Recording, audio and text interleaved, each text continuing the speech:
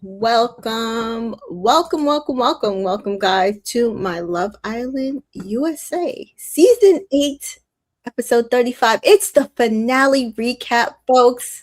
We are done. This is it. What a season! Seriously, I don't feel like I felt after last season. I don't know about y'all. No. But postseason hasn't started. But True. even still,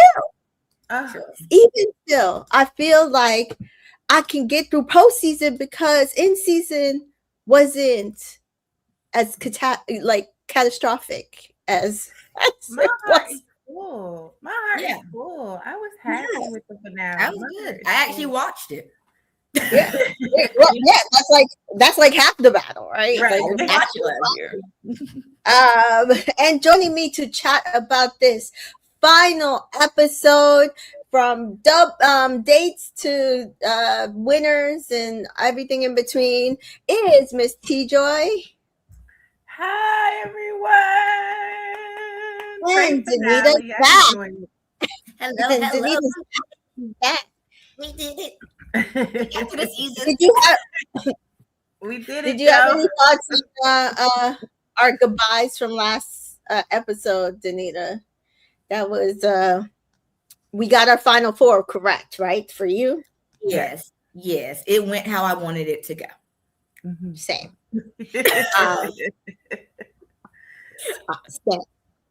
And honestly, this episode proves why we voted the final four that we did. I think if there were some other people in this final four, it would not feel No.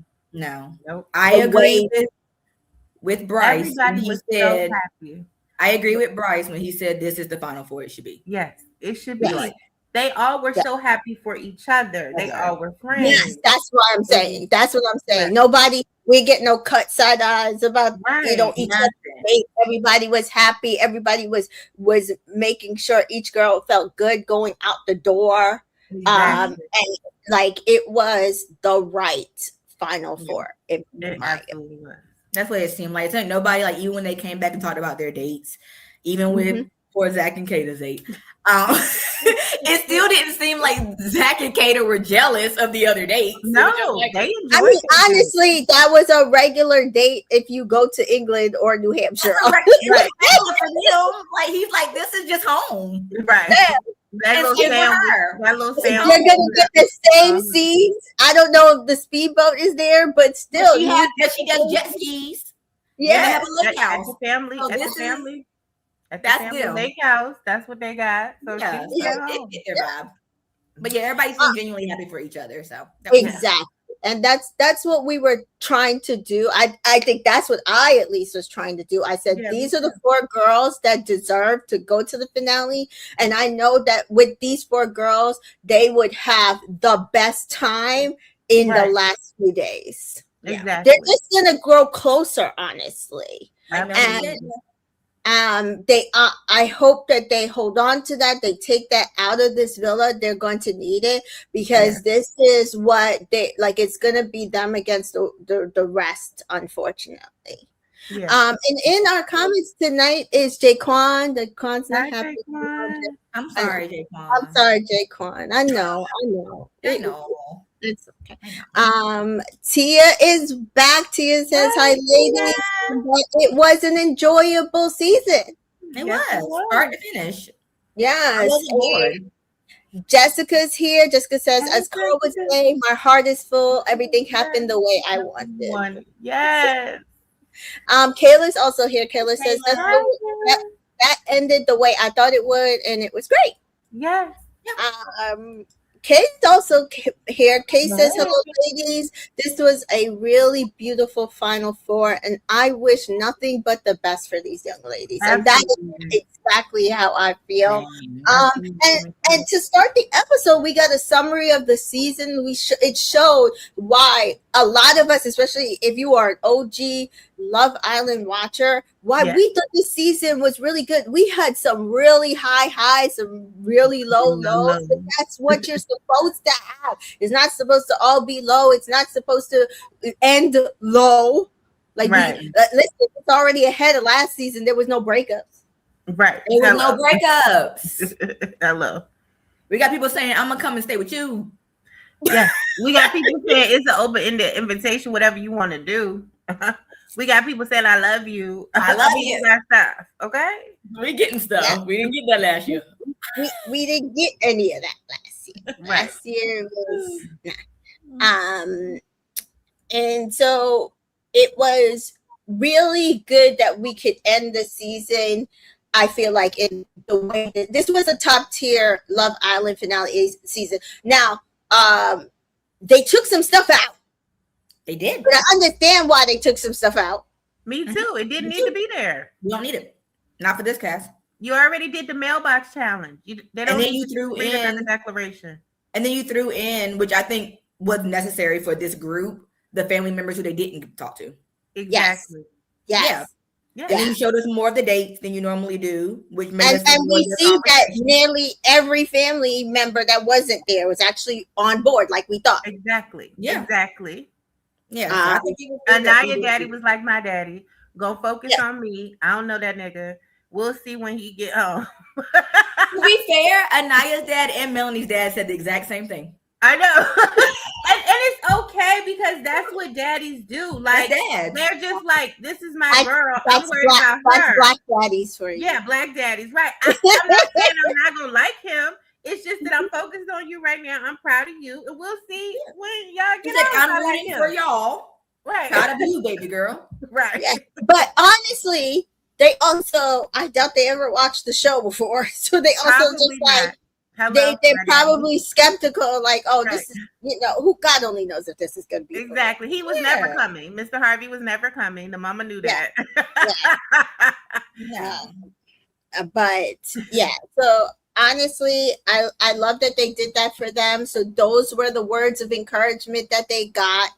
And honestly, for the last few seasons, they've been taking speeches out of the show because they haven't done a lot of recoupling. So it's kind of like, while I would have loved a speech, it just for this cast, it wasn't necessary. Yeah. Yeah, with how they did it. I don't think it's going to be a forever thing. Like, I can see them bringing the speeches back next season, depending on how the cast goes. Yes, but they're also trying to, testing it out to say, okay, how is it if we don't do the declarations and we add in family and friends and celebrities? Yeah, that was nice to see the celebrities. Yeah. So yeah, I thought that was nice. And then of course we also didn't have to do the whole split the money. Yeah. Yes. And Love Island UK has gotten rid of that a few seasons ago. And at this point, it's just elongating the episode. So even if they do bring back declarations, which I'm fine with, especially depending on the cast, I'm also fine with them nobody's going to steal the money, guys. Right. Not with Love Island. This is not the challenge. Nobody's going to steal the money. Nobody's going to steal the money. The winners are the winners. We're not watching them to see if they're going to steal the money. Unless you have a really iffy cast, and maybe you want to if you have a cast where it seems like one in each couple is a little, then maybe. But if majority of that final four is like a lovey-dovey, hugged up on each other, you're not going to boyfriend and girlfriend, like the boyfriend and girlfriend are going to steal money from each other. They're not going to steal it. Right. That doesn't make sense. Right. Because that's a one way to end a relationship. Exactly. So you might as well get rid of it. And so I was happy with that. And then they brought back basically the Love Island prom, because we got like a full prom at the end of this. Yes. And it was great for some of them because they're like, I never got to go to my prom. I know. Yeah. I was shocked that they didn't go. Some of them didn't go to prom. But those two specifically, I'm not. Just kind of listening to certain Melanie and Anaya. It was Melanie and Anaya. Yeah, I'm not shocked with those two. I'm not shocked with those two. Yeah. I was shocked with Anaya. I wasn't shocked with Melody because how she was saying and she would sit by herself and all of that stuff. But one with Anaya, she might have had to go to school because she was a volleyball player. Like right now, I don't think her sister is around because her sister is playing volleyball for my University of Miami. So she might have had to not, some people leave school early and they miss their prom and they miss stuff and they have to just go to college. But then there's also some people who just don't go. Like my son didn't go, and I was gonna force him, but I got told I couldn't force him, so he didn't go. My daughter had planned not to go. I also was going to force her, but then COVID happened, so there's also that. And then, I know my youngest son will probably go to prom. I highly doubt that he won't go to prom, though. He's way more social than his brother. Mm-hmm. So it's like stuff like that. Like it really depends on the person. I went to prom. I went to the prom with my ex-husband. He was my best friend at the time. We went to prom together, and then we went off to college, and we got together after college. Yeah, I was leaning more towards like she probably just couldn't, because it's not like she wasn't popular. She said she was like homecoming princess. She did. That she was homecoming good. That's why I'm saying I don't think it was. And she was dating the football player. Yeah, so I just think it was just like schooling stuff, getting ready for college. Yeah, that's what I took from it. But you never know. She might have just changed her mind. Might have. Kay says, yeah, baby, they're taking it to the house. Stay as long as you please. Which is good. You always need a couch to crash on in LA. Yeah. or Tia says it really felt like production really liked the core four. Listen, they literally made it so that we could vote the core four. Exactly.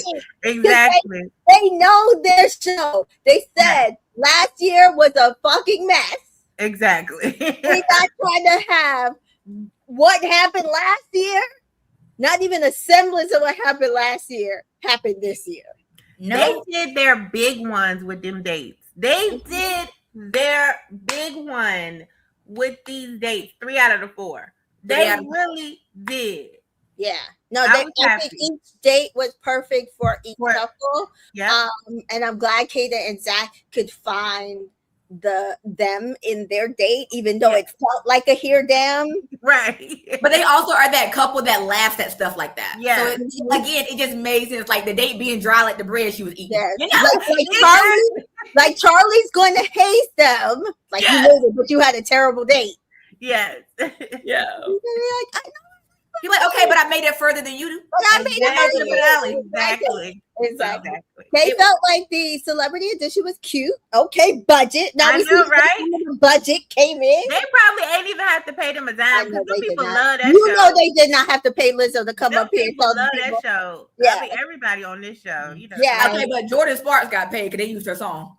Oh yeah, she did get paid. There's no air. She's like, thank you for using that. Like, I appreciate the coin.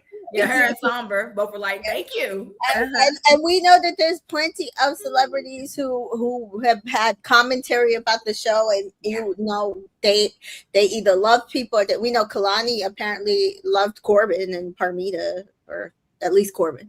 And Regine Carter's upset because Karnaya, spoiler alert, Karnaya didn't win. That was her couple. I know. I was like, I know how you feel, girl. Sorry. But she's like, but it was a great season. And that's all. That's what it's all that matters. Even if the couple you wanted to win didn't win, you could still say it was a great season. It was a great season. And you still like the people who did win. You I'm so happy for Trinity. Like them. I'm excited for Trinity. I hope she takes her 50K. And I really hope that a 22-year-old winning this show, I hope she's able to go and just expound her world to the fullest. She has over 1 million followers, bots or not. Yeah. And I'm excited to see Trinity take on the world. Exactly. So excited for her. Exactly. And while her relationship is not the relationship I was invested in, I'm happy for them. I hope that they stay together. I hope that this is I hope, listen, if somebody finds them like their partner, their person on Love Island, I am happy pepper. I got to watch it. And if I didn't listen, y'all know I did not care for Tasha and Andrew UK season 8, but they stayed together for a while, lived together and everything. And I was happy for them. They're not together now, but and seemingly are in relationships that are probably going to last. Yes. Like the people that they're with now is kind of like, yeah. Yeah. Now I felt the same thing about Dami and India. Like I loved them on the opposite end. I loved them during their season, but I do feel like probably they're people that they seriously date the next time. Like I feel like Dami, whoever he seriously dates this next time, he's probably gonna marry. Because I think he's ready for marriage. I think he really does want to find that person. Yeah. And like we even see it with Michael Botek, like UK season 6, he just got married, right? And he came on Love Island Games, and he then just found his person, and that's what we're saying. Like even though you might not find your person forever, this could be a really good building block to you finding your like forever person. Yeah.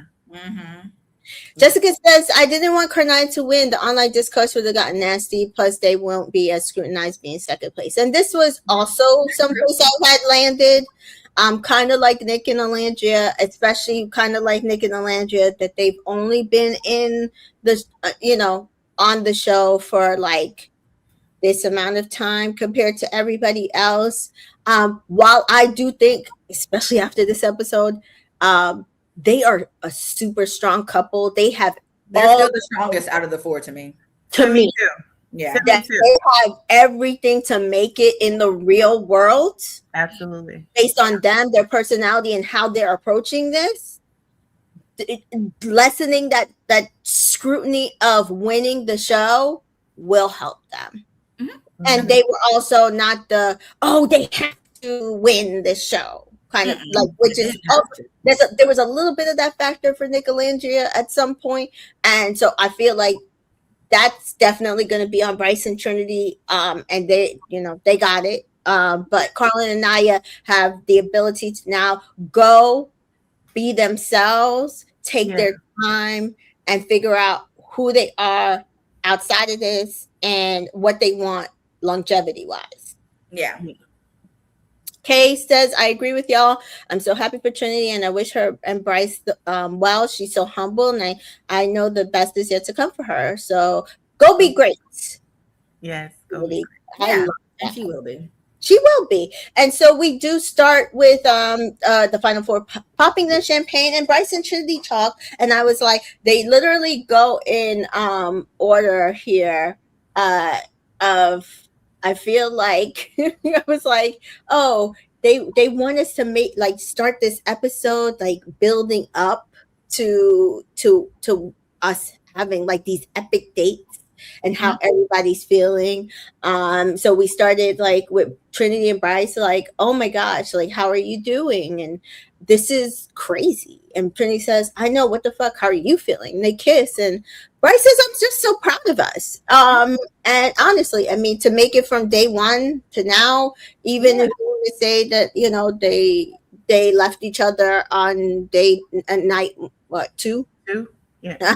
Like they still have gone through the journey and come here. Now, while it's not like, the journey that normally I would like to see in Love Island, where it's growth through the journey, they definitely have stuck with it. And I mean, they feel like it's growth, according to how Bryce was talking on the date. Their feelings have grown, and all went through highs and lows and ups and downs. So, I mean, I personally don't feel like I saw those highs and lows, but but they feel it, and that's they feel it. That's all that matters. Yeah. So Trinity says, I just look at all the things that we've been through, and I feel like from the beginning, then like Paradise Cove, and I was like, damn, yeah, they used some of that budget on that Paradise Cove.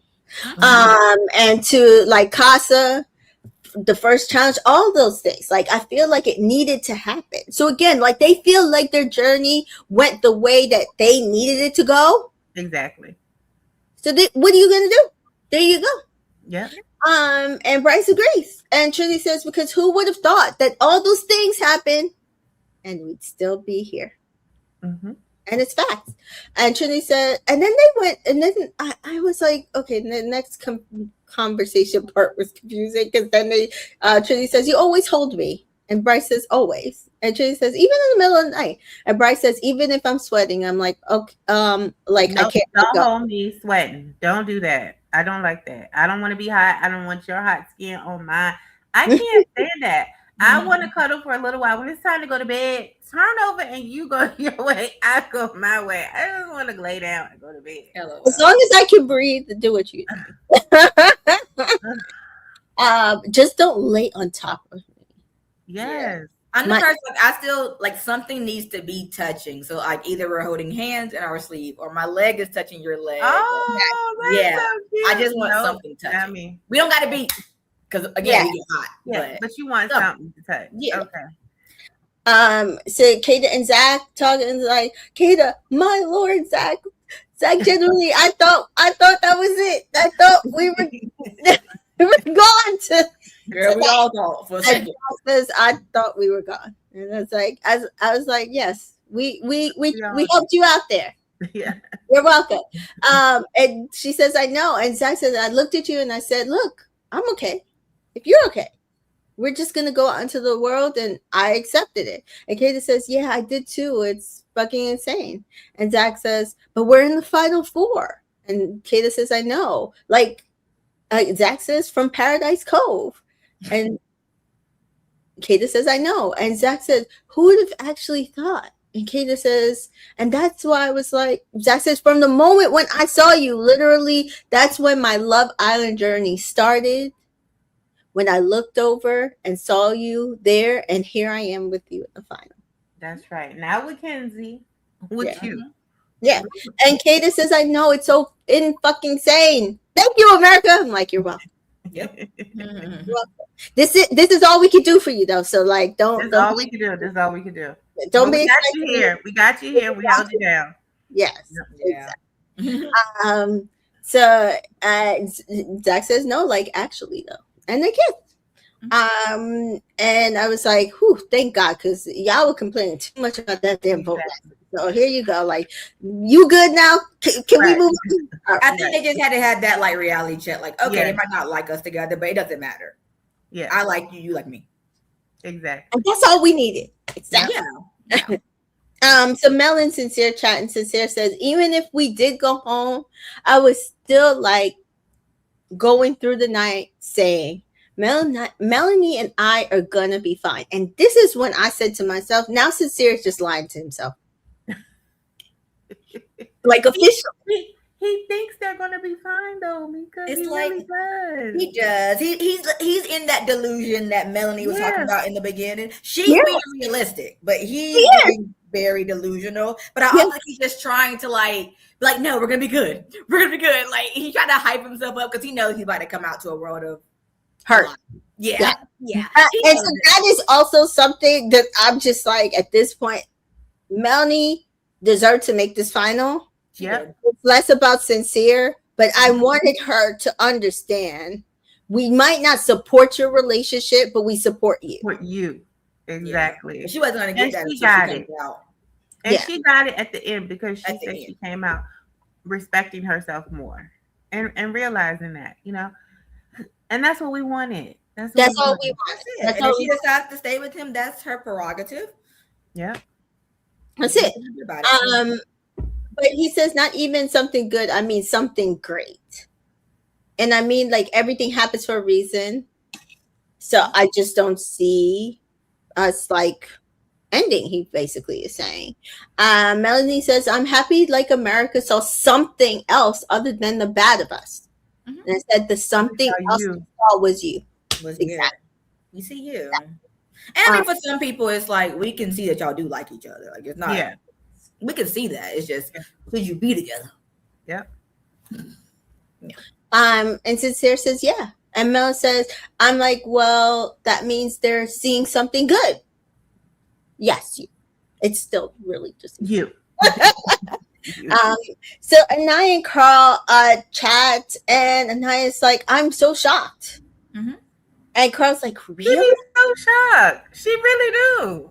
I think I get why she's shocked. I get why she's shocked, because it's one thing to say that they're compatible. It's another thing to say that they're a favorite couple and you want to take them to the end. Yeah. Especially with her journey, with how Yeah. everything went. Yeah. Yeah. And like And technically she sent him home. Yeah. yeah. You know, that's just a lot. And you sent the black guy home you were coupled up with, basically, and kept me in. So, I mean, because even the last vote, Casey was still in the top 4 with them. So she could have thought that he was more liked than she was. It was not giving her any reassurance that she was liked as much as anything, just that maybe they saw her as compatible. Yeah. But she says, yeah, I was like nervous as fuck. And Carl says, really, you were ready to go? And I was like, no, I wasn't ready to go. I just didn't know. Like, I feel like the not knowing always scares me. And Carl says, And then I says, and I generally like, if you saw me, I was in disbelief. Like, what in the world? I'm so grateful. I'm so happy. Like, what the heck? And Carl says, I think we have something really good. And I think America sees that. Yeah. I was like, we did. He's so reassuring. He's so confident. You see the difference And he does it naturally. It's Yeah. organic reassurance. Yes. It's not, you don't have to prod him to do it. No. It's his default. Yes. It's easy for him.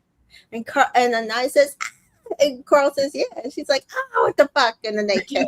Kay says, I'm happy for Carl and Naya. They are going to have an amazing relationship. It will blossom into something beautiful. Jessica felt like Anaya being so shocked they made it to the finals. So funny, she didn't realize how much she was loved and how much her and Carl are loved. Exactly. Yes. Exactly. She doesn't. It's one thing to understand that you see something in somebody, Right.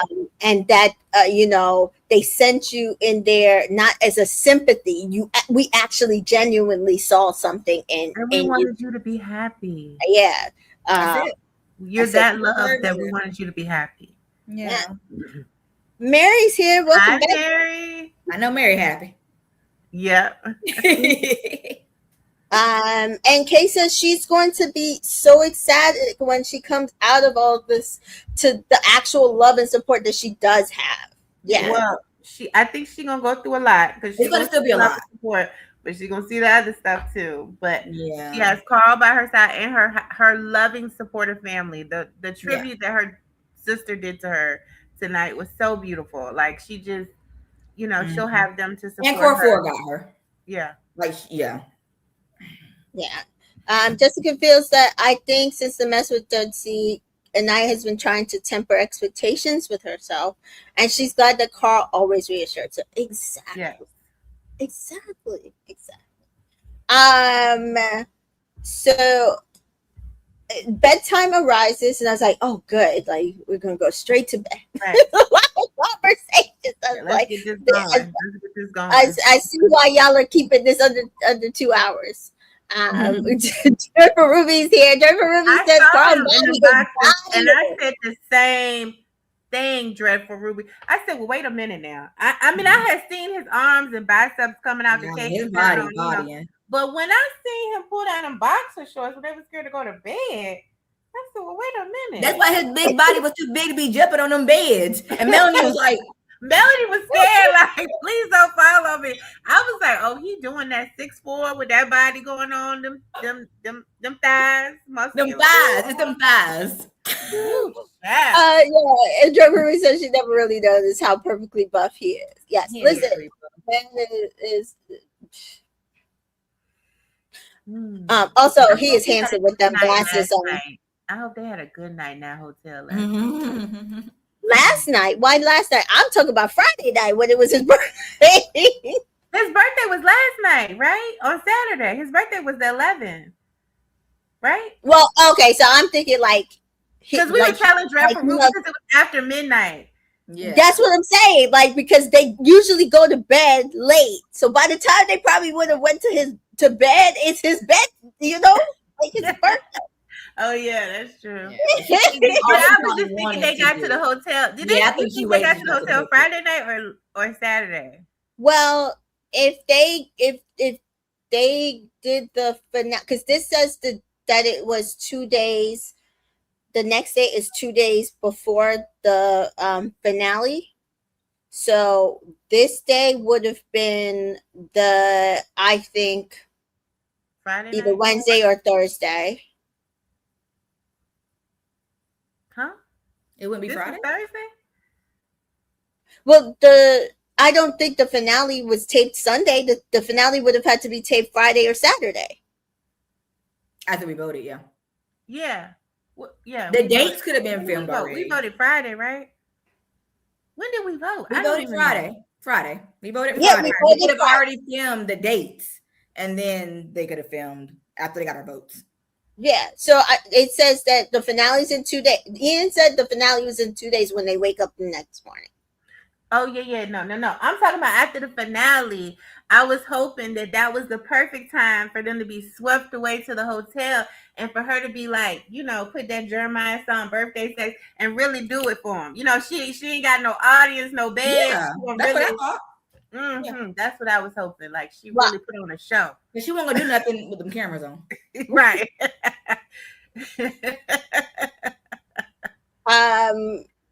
So Anaya says bedtime as they get ready for bed. Guys, we did it. And then they start jumping up and down and screaming. Now, do we think the actual villa was shaking that much? They act like it was. They kept saying what? But the boys could hear it because they could also hear whenever Kenzie would drop down to the split. Yeah, that's true. So it must be Ken. Hey. And they were hugging each other. Again, this is what we wanted for the finale. Yes, it would not have been this way with anybody else. It had to be them four. Yeah. And Bryce says, they're fucking good. Are they really good? Okay. Because again, like it probably literally wasn't shaking, but they could probably hear them jumping up and down. And then that's when Ian says, there's 2 days left to the finale. And they wake up the next morning and it says that was the quietest night we've ever been here. And I said, listen, the villa sounded quiet when y'all were talking. Right. Yeah. It sounded real quiet. It sounded like crickets in between. Like, I was like, dang, y'all, did they just take the loudest people out the villa or something? Yes, they did. Yeah, they did. And Anaya and Carl jump up and down on the bed, 504. And then they get a text. Yep. And Zach, I got a text. It is time for everyone to have their epic dates today, dates to remember. And the first one to get their text is Melanie. Mm-hmm. And Melanie says, I got a text. And Melanie and Sincere, it's time for your epic day. Get ready to leave the villa. And they go get ready. And Melanie says, we're going on our first date. And Naya says, yeah, and it's going to be epic. Yes. And Melanie laughs, yeah, epic. And Sincere says, I don't know what to wear. And I'm like, oh, I wonder if at this point he's running out of clothes. Because, by this time. He's wearing the same shirt. Yeah, exactly. These boys be dwindling in their clothing. Yes. He had stole Caleb's jacket. Yes. They don't have much. So, and so Melanie says, I'm wearing yellow. I was like, perfect. That And looks cute on her. I loved her outfit. It's this yellow mesh sparkly top with little circles all around it. And it's a 2-piece. And then Sincere was wearing, I think it was dark blue button-up shirt with white shorts. Yeah. Mm-hmm. Yeah. And then they take photos in the photo booth. Listen, they really sped through Kata and Zach because we didn't get their photo. Baby, when I tell you this man ought to get a shampoo commercial, baby, that hair be glowing. I just be like, oh, he got some beautiful hair. Yeah. That hair is just everything.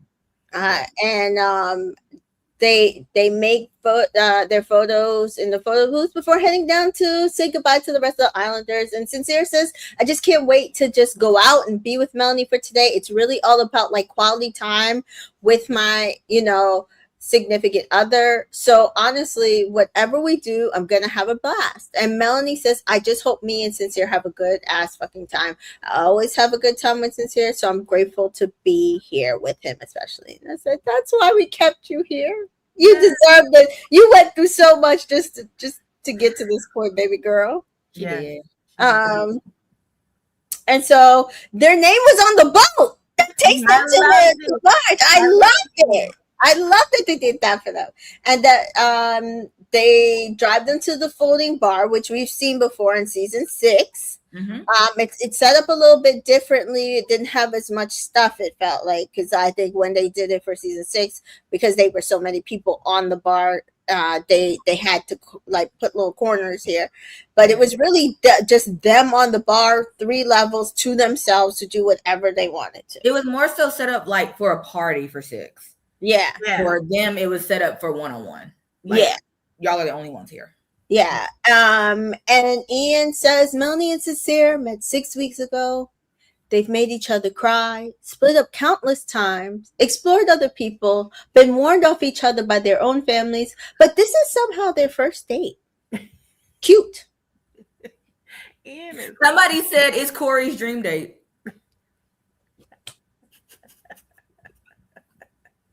They knew what they were doing. Messy. They messy. I was like, some of the stuff I was like, ooh, are they doing that on purpose? Yeah, they are. They really are. Yeah. And so there's a massage table, and then I'm like, Sincere, why you shooting? You need to give her a massage, boy. What? He act like he didn't know what to do. And so he does give Melanie a massage, and Melanie says she's excited to go back to Philly with him and to have their second date. Yeah. And he slaps her ass. And then they decide to go and make their pizza, which was cute. I love that. That was so cute, and he made it a heart. He pressed a heart, and I thought that was so cute. And then the pizza toast and biting it. I was like, that is so cute. Like, really. It was cute. Joyful Ruby says she couldn't believe him. Of course it's for her. Exactly. Why are we doing right there? Oh, one bed. You owe me everything. Like and so Melanie says her dad was a pizza delivery guy at some point for the longest time, so she's eaten a lot of pizza. And in GR, she always gets pizza first when she lands, and on it is ham and corn. Have you guys had ham and corn on your pizza? No, I have not. Would never.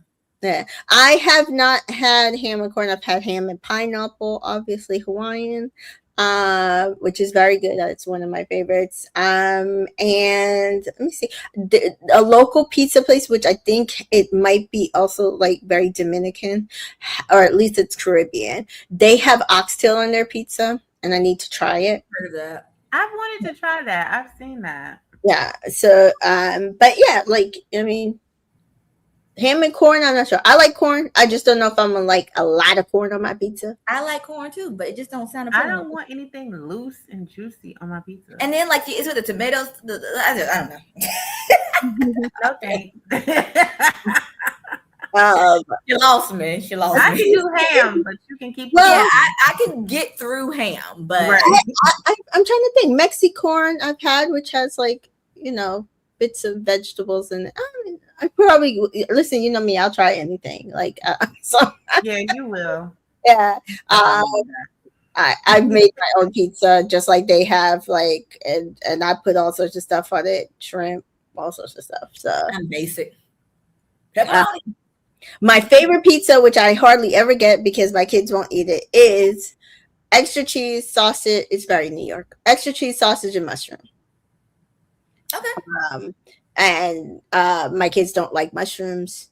That's my mom. She loves mushrooms. So when we get a pizza together, we always have to we split it in half. Yeah. So half mushrooms, half not mushrooms. Oh, okay.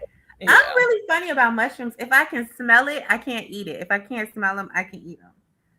Interesting. Because when I smell them, I'm reminded that they're from the fungi kingdom, and I can't do it. Yeah, I can't. It's the texture thing for me. Like if you got to use it for cooking, okay, but I don't want to be able to be like, oh, there's a mushroom. Right. Ugh. And what about truffle? No, I like truffles. I've never had it, but they need to be thinly. They need to be thinly shaven. Like it can't. Yeah.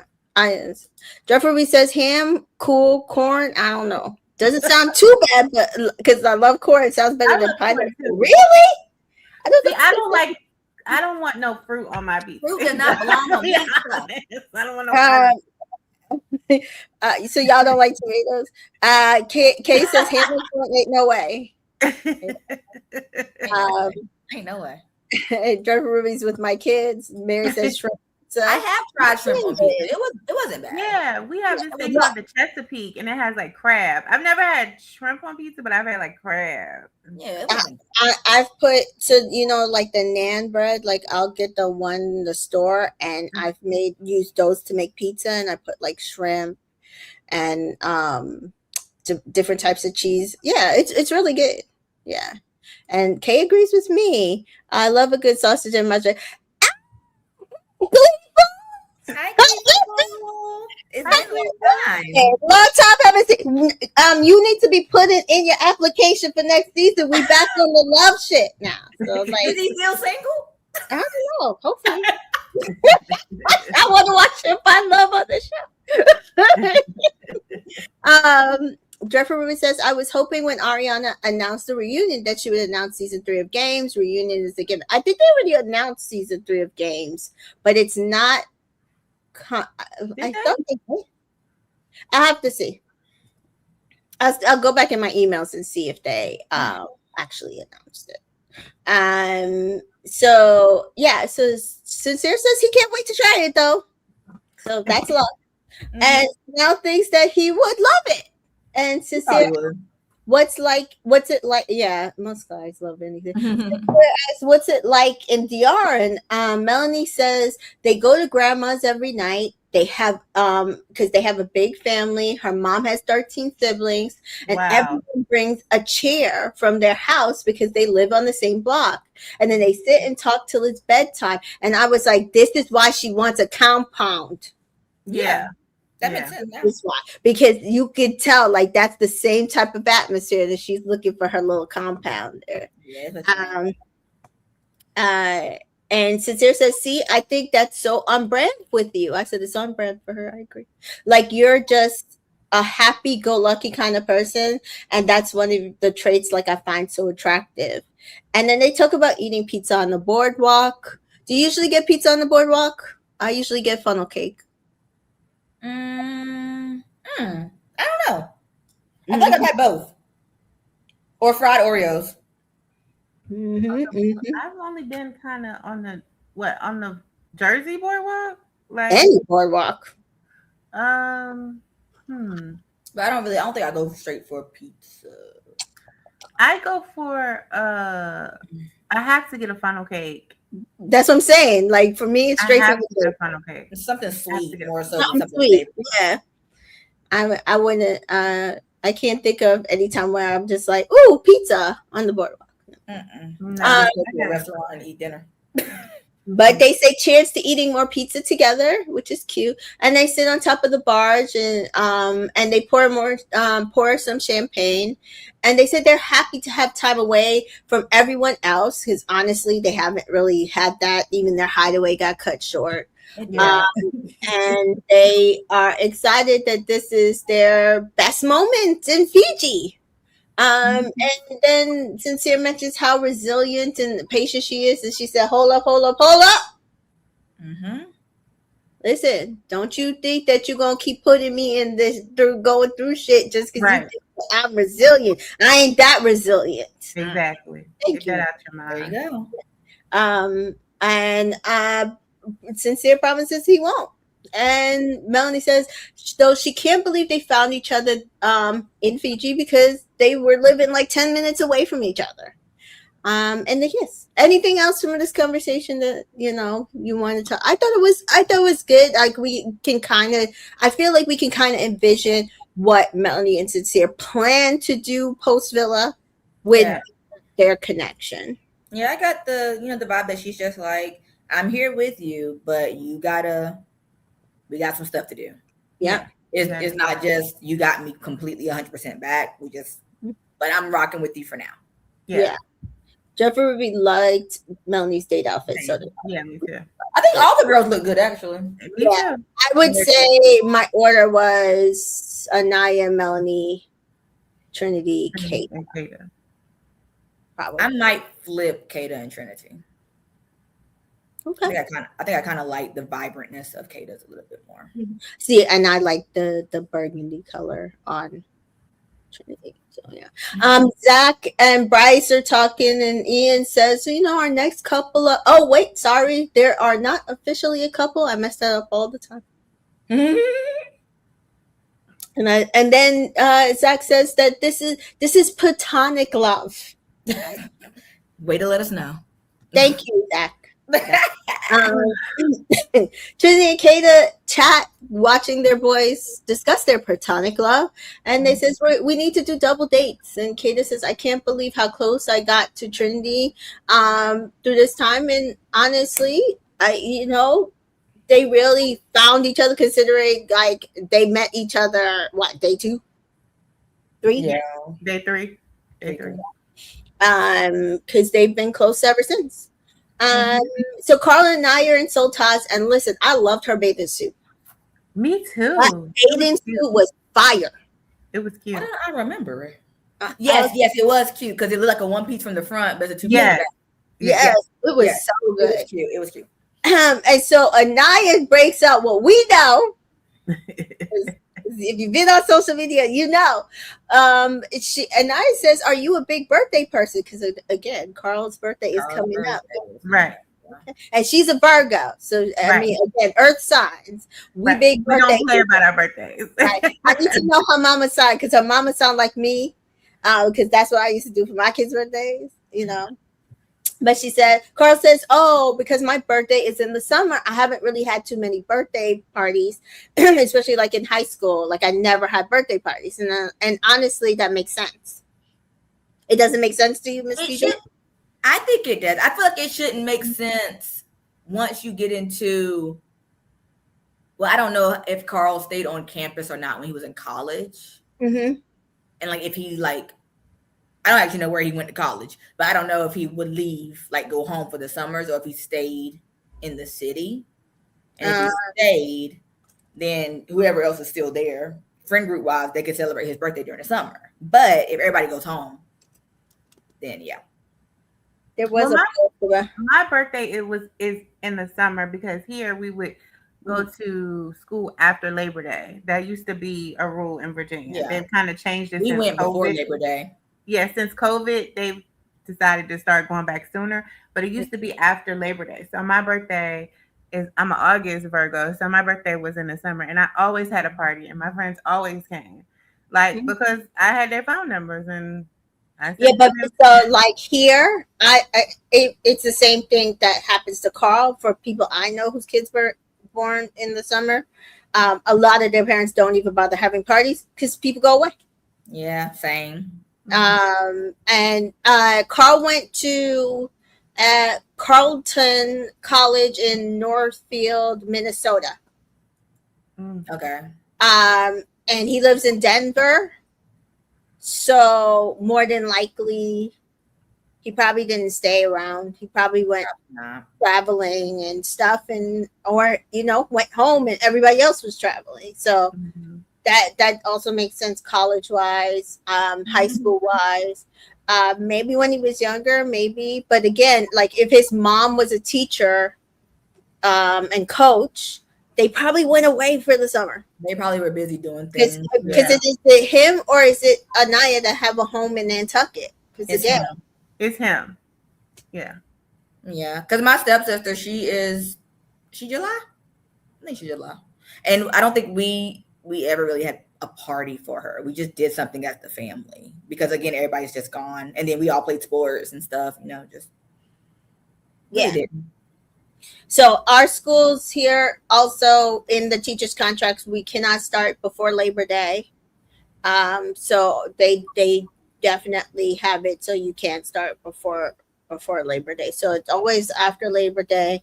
But like even my daughter, when she was younger, they used to have that week in February where it's a winter break. Her birthday always landed there.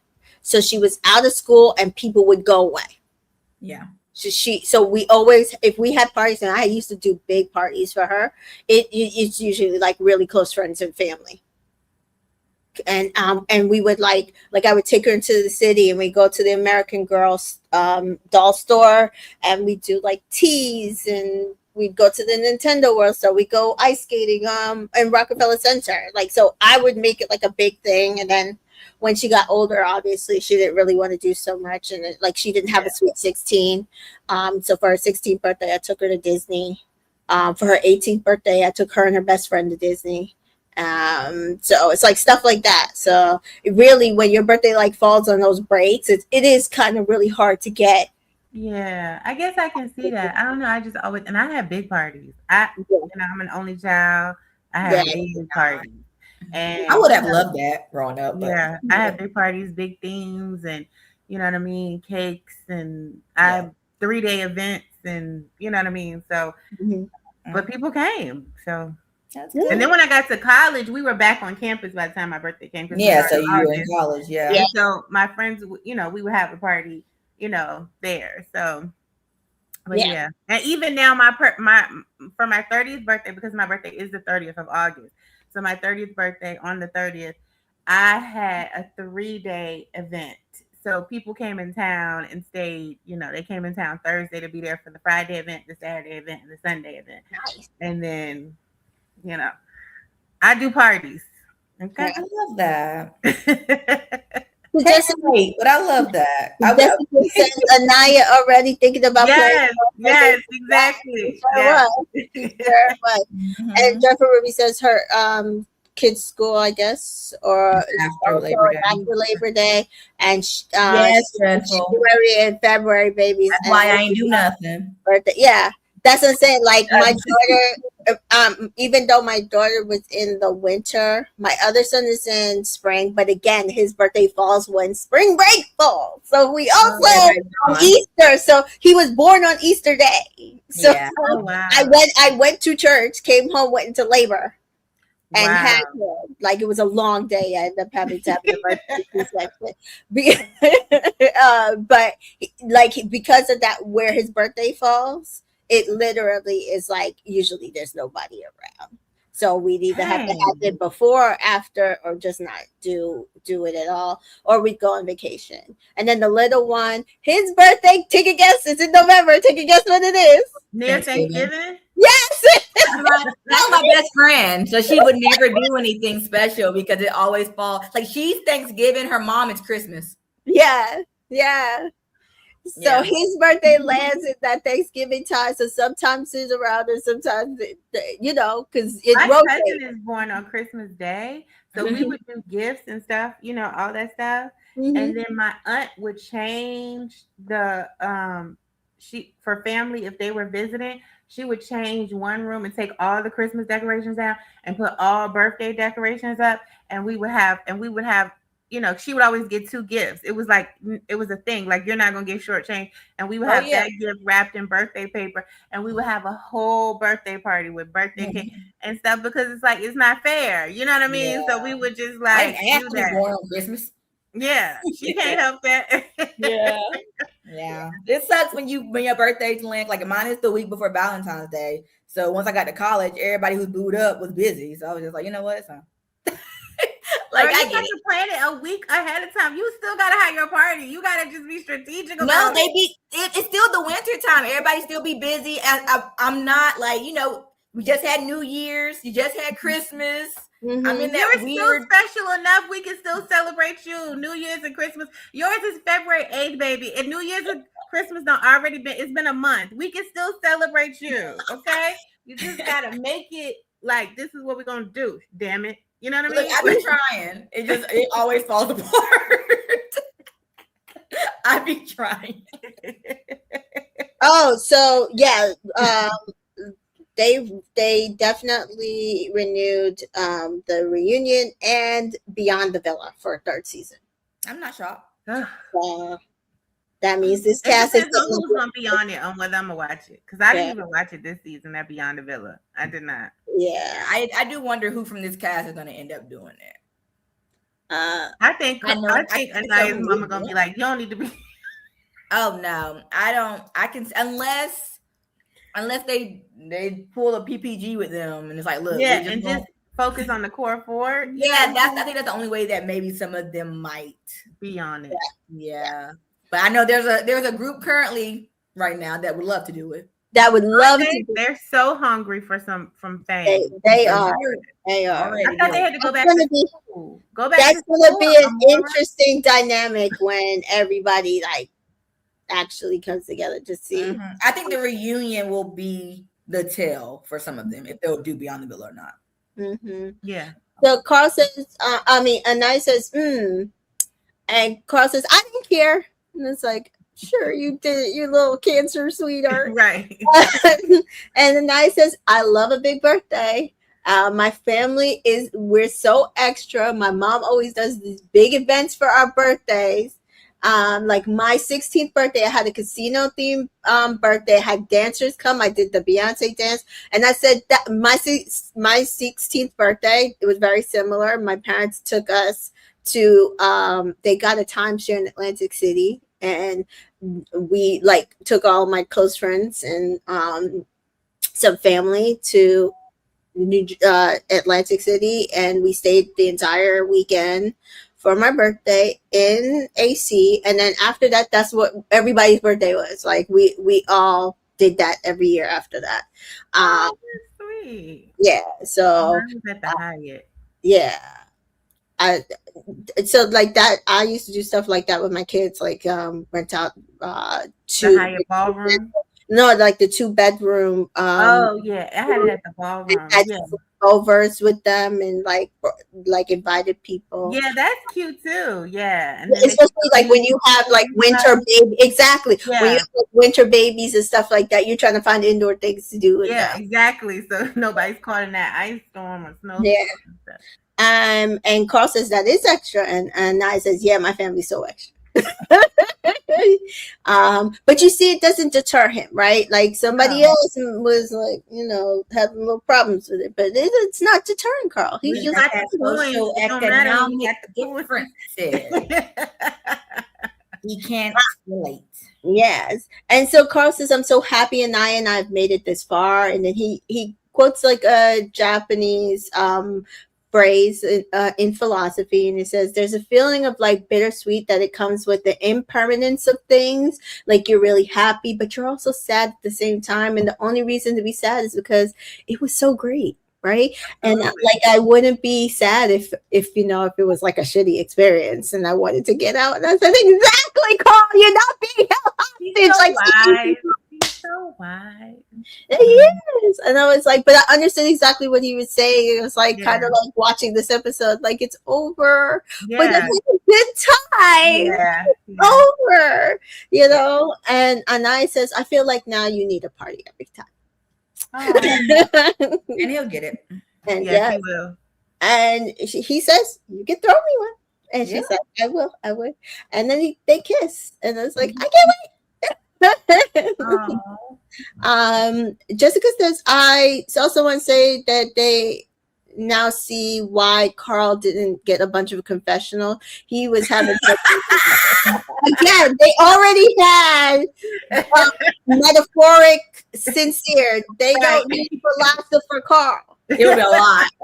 You got to edit that down too. Think about, okay, how are we going to edit Carl down? Carl probably in there yapping. Yeah. I know Anaya was just loving it though, because I love when a man can teach me something. I love an intelligent man. Talk to me.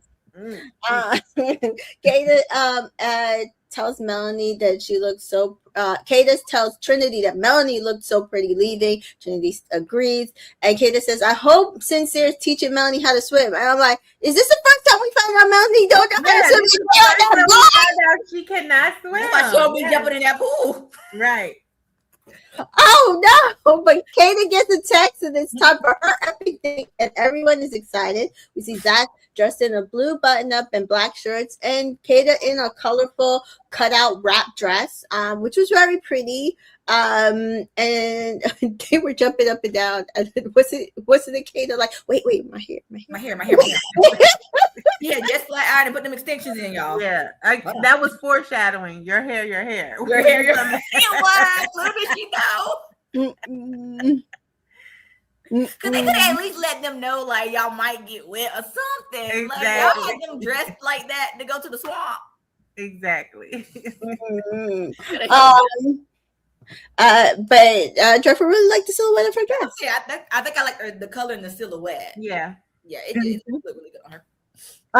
Trinity and Bryce hugged up in the kitchen, and Carl says that's hot. And I'm like, Carl, you've been in heat for like weeks.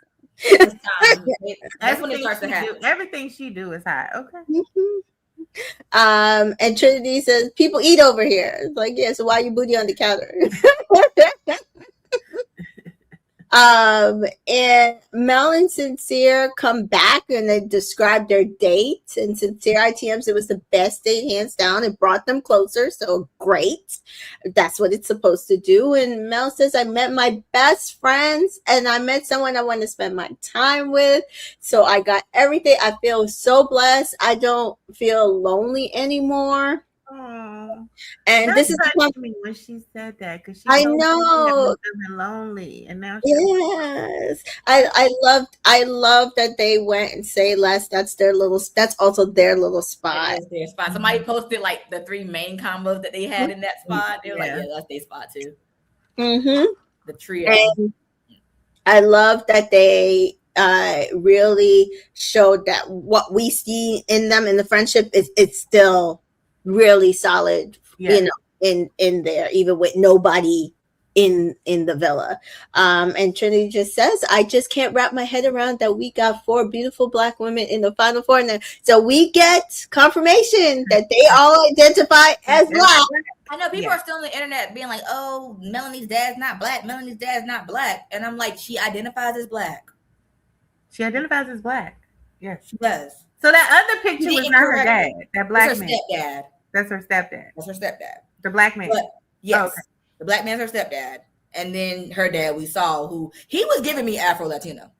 He's probably Afro Latino. That's what he was giving me. Like his face. That's what he was giving me. But everybody was like, oh, her dad's not Black. And I'm like, she was sitting beside Trinity when Trinity said 4 Black women. Right.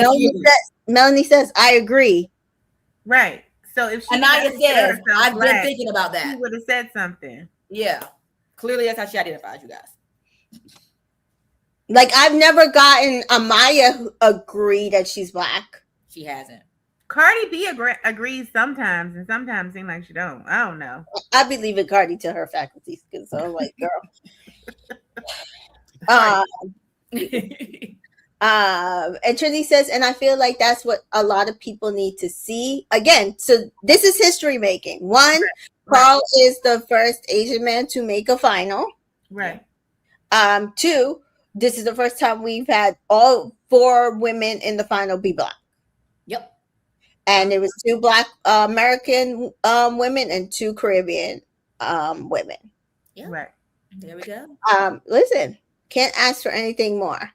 And she says it shows people you can do this, that you can be on the show, and I can find love and still have a good time.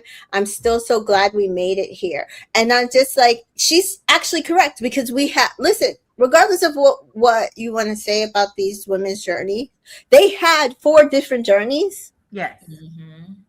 And we watched them be loved out loud. We watched them go through things, but ultimately, at the end of the day, they still are here with who they're here with. And they believe in these relationships. And I feel like all 4 were true to themselves. Correct. Yeah. Like when their families came in, it wasn't really on no, like, I don't know who I'm watching on my screen. It was, yeah, that's my child. Yes. And so, listen, we've had post villa things arise where couples don't stay together. You know, listen, this is Black couples, this is white couples. Y'all be just focusing though, like on just like the Black women who've had like up and down journeys or really smooth journeys, and they come out and have a terrible time with whoever they left the villa with. This happens to everybody because everybody doesn't build necessarily the correct relationship to come out of Love Island and for it to stick. So watching 4 Black women have a variety of journeys and then come to the end, and it's like we were ourselves and we're still here. So you watch us, and whether we win or not, we made it. It's beautiful. It really is. And regardless of what someone wanted to think, it was for Black women. It's not that you didn't make it because you were a Black woman. Exactly. And it wasn't because you had braids. Because we've had that before, and they won. And they won. And this year they got second.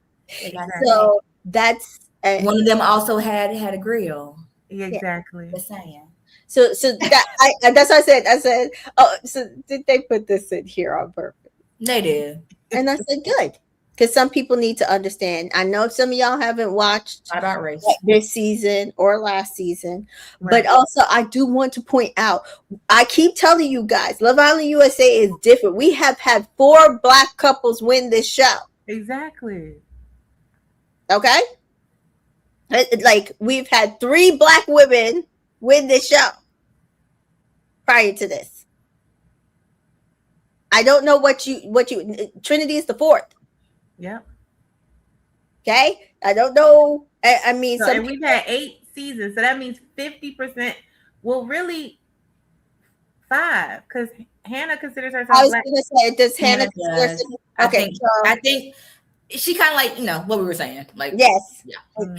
Yeah.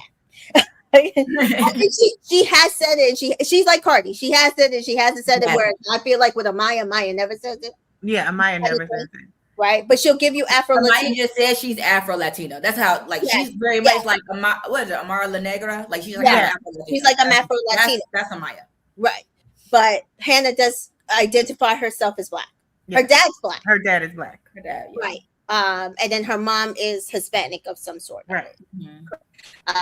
So again, this is what we're trying to tell you. Even at least a drop in the bucket each season. Right. And if you identify it, I'm going to take it. So then, right. And in season 3, the guy was Black. So nobody is campaigning like, oh, because you Black, you that's why you ain't make it. Get a grip. Season 3, Corey.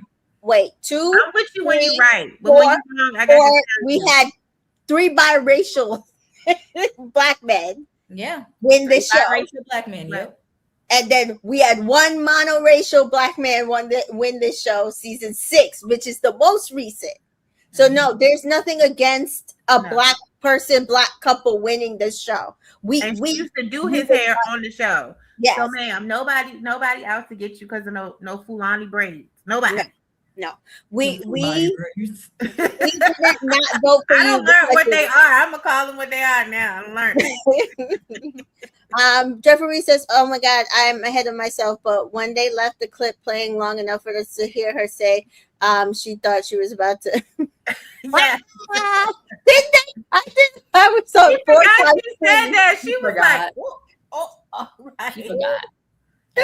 I'm crying. Like, what y'all be doing back there? Listen, they were all like, we're like, oh, like, see, that's what we saw. That's why they're there. That's why Trinity was like, oh, say less, y'all spot. We're like, yes, that's why. Yeah, that's why they're there. Yes, now they get it. I think they got it, but they really got it. Yeah. But he says, I love that we said we got 4 Black women, beautiful Black women in the final 4. Yep. Yeah. And Jeffrey says, of course, the majority of the relationships aren't going to last long term, but that's life, and that is life. Like, not every relationship that you get within college or high school or even outside of college last. Yeah. So I think people put too much pressure on it that if they don't last, that means that they were this. No, it just means they didn't last. It just was last. Kay says, I agree. They had 4 different journeys, but all of them were great representation for the season. Black Girl Magic. I feel like everybody, like, if you were a Black woman watching the show, you saw a piece of you yourself in one of them, at least, whether it's where you are now in life, where you used to be in life, or somebody who is a Melanie, who is an Anaya, who is a Trinity, who is a Kato. Mm-hmm. And Dreadful Recess in general with this show, we've had amazing relationship plummet. And that itself is like, that's what I'm saying. People are like, oh, I'm still looking for my couple. I got my couple season 6. Yeah. They still going strong. Exactly. I know that they're about to get engaged in my head. So I'm not. They already are mine. Yeah. They married. Yeah, exactly. Gleeful asks, who's your favorite this season? Who's your least? And my favorite is Carl and Anaya. And my least. Talk about in general or just from this final 4? This season. Okay. I don't know. Yeah, but I also don't really like Carbon and Parmesan, so that's also thing. Yeah, they're probably tired. That's what I'm saying. That's why I'm conflicted between the two of those couples because I really, especially after the episode. Can I say the Casa Girls minus Jaden? Caleb and Jaden is yours? No, I said the Casa Girls minus. You said the Casa. She said the Casa Girls. All of them. You like just all of them. Listen, honestly, the way Jaden is moving post Villa so far, she went to Melanie's store to go. Oh, really? Store that she manages. Listen, she a true tourist. She and Jay. And she been staying quiet since Caleb has been quiet. Like she don't know her. Yes, she's been with them, like she's been around them, but I haven't heard her say anything. I've heard the others. Yeah, chat. and Jen is she was in that video with them. She was.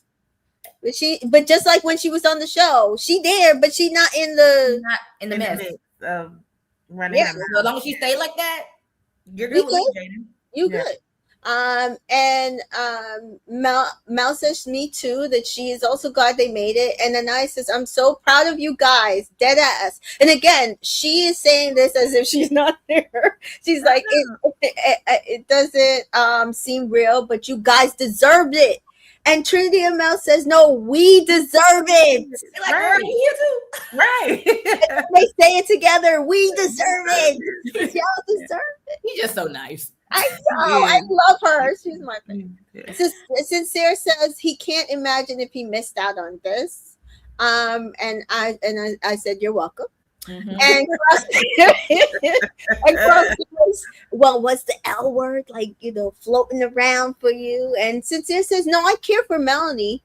And Cross says, you feel love for her. And Sincere says, yeah, exactly. It's like, without saying the word, I love you. It's like, wow, I love everything about her. Yeah. And he's like, brings up. I just want to know if anybody else gonna say it because he about to say it. That's all that is. Because he got it in him. He just got to be in everybody's business. Yeah. And Carl says resilience is a good word, and I said for y'all, not for Sincere. Melanie don't want him to keep using that word. She don't want that word. But Kata and Zach ride at like a mountainside, a cliffside, and like it was a little like beachy area. It looked more like a river. Yeah, it was giving like River Lake. Yes. And he says, oh, he's happy for a proper date. And the next thing they know, a red speedboat with their names on it, which was Kata and Zach, because again, it's about the girls. Yes. Just like you said, Melanie and Sincere. Should it be Zach and Kata? No. He also was like, should it be Zach and Bryce? No, it's Bryce and Zach. Like, he wants to be the first name so bad. I can't. And so they do ride this red speedboat to an inlet on the island, and there is a table with a floral decor. It was very light. That you could order off Amazon. Yeah. Yes. And it's set up near the water with some lunch and champagne. And as Charlie said, why did you set up their date near a swamp? With their speedboat just sitting in the background. With the speedboat just sitting back there. And the man with his own face, like driving this. And Love Island USA said, Charles, not now. And Eva's here. Eva says, hello, ladies. Just finished watching the episode, and this was the best finale I have ever seen, and I've been watching since season 1. Interesting, Eva. I wouldn't say it was my best finale since season 1, but it was a very strong finale. I will say, it was a really, really, really good finale for me. It's up there. I have to take out of the fact of who I wanted to win. How they did the finale. And this kind of was the best finale. Yeah. I just didn't have who I wanted to win. Right. But I'm talking about as far as what they did for the days, the production, how everything went and stuff like that. Even them getting it was a tight episode. Like I like how they put it together. Yeah. I think it was, and it had like the sentimental feeling, but they're still intimate for the Islanders.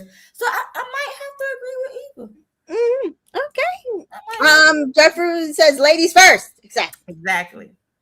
And listen, the production did that thing. They used that money. They used that money. So Zach says he feels nothing has changed for them. And they do discuss doing crazy stuff like jet skiing, and Kata is used to it, and Zach's shocked, and she says, I live in New Hampshire. It's very outdoors. New England is very outdoors. And he says, well, how would you like to come to England? And Kata says, I'm coming. And Zach says, well, though he doesn't see himself in England, but obviously, she's got to meet the parents. Right. But Kata says, well, do you see yourself in the States? Because again, he also lived in Australia. So you got to make sure because, these are questions you should be asking. Right. Yep. And Zach says, yeah, I have many reasons. And you being the main one. I said, talk that talk, Zach. That's what the talk about. That's right. You're saying the right words. Proud of you. That's what you're and they discuss having dinner in England, like a Sunday roast with a side of like big Greek wedding dinner. And he can't wait to say those 3 words. Is now he's on his TT shit. I love it. And he does see her as his girlfriend, but he needs to experience the outside. And again, I say fair. That's fair. Just y'all shouldn't have came up with the exclusive thing. Like, just didn't even say it. Right. Y'all should have left all the exclusive off the table. Like, we understand why you want to wait into the outside. It's not a new thing. Yeah. We get it. Like, nothing you're doing is new. Right. Yeah, you could have just held it. So yeah. And Kata says, I see being with you for the rest of my life. Yeah. And again, we said this about Kata, that she's literally giving Uma. Yeah. Yeah. And I mean, I really do think that if Zach is real, he's a will. She's stuck. I'm telling you, as an Aquarius, once we're in, it's kind of hard to pull us away. Yeah. So yeah, I think, and like she keeps telling him, you make it easy to be vulnerable. I'm normally not like that, like all that stuff. Yeah. Unless he messes up, she ain't going nowhere. Right. Maybe even if he does mess up. Even if he does. And he does say that would be nice. Yeah. He doesn't shy away from it. He didn't shy away from it.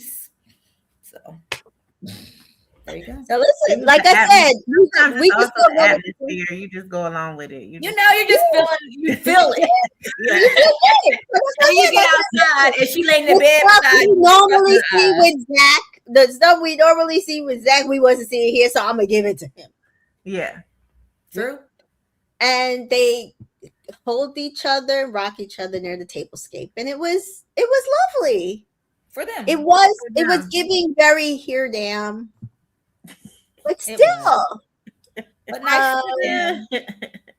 I know. We'll see. Referee says sometimes the show and how much time they spend together leads to strong bonds and relationship, and other times the seclusion, being in the bubble, plays a bigger role than anything. Yeah. Once you're on the outside, you'll figure out which is which. Yeah. We'll see. Jessica says, Kay, the poor baby, once again, she came back from that date geek with Zach, almost saying, I love you. And Trinity and Melanie were not gagged once again. Stop accepting. So excited about that. He accepts the crumbs, like telling people he feels like he almost said it. Like, no, the way he said it's on the tip of his tongue, though. So that's what I'm saying. Like, he did give her it. See, this is different. This is different than what happened with Nick and Sierra last season.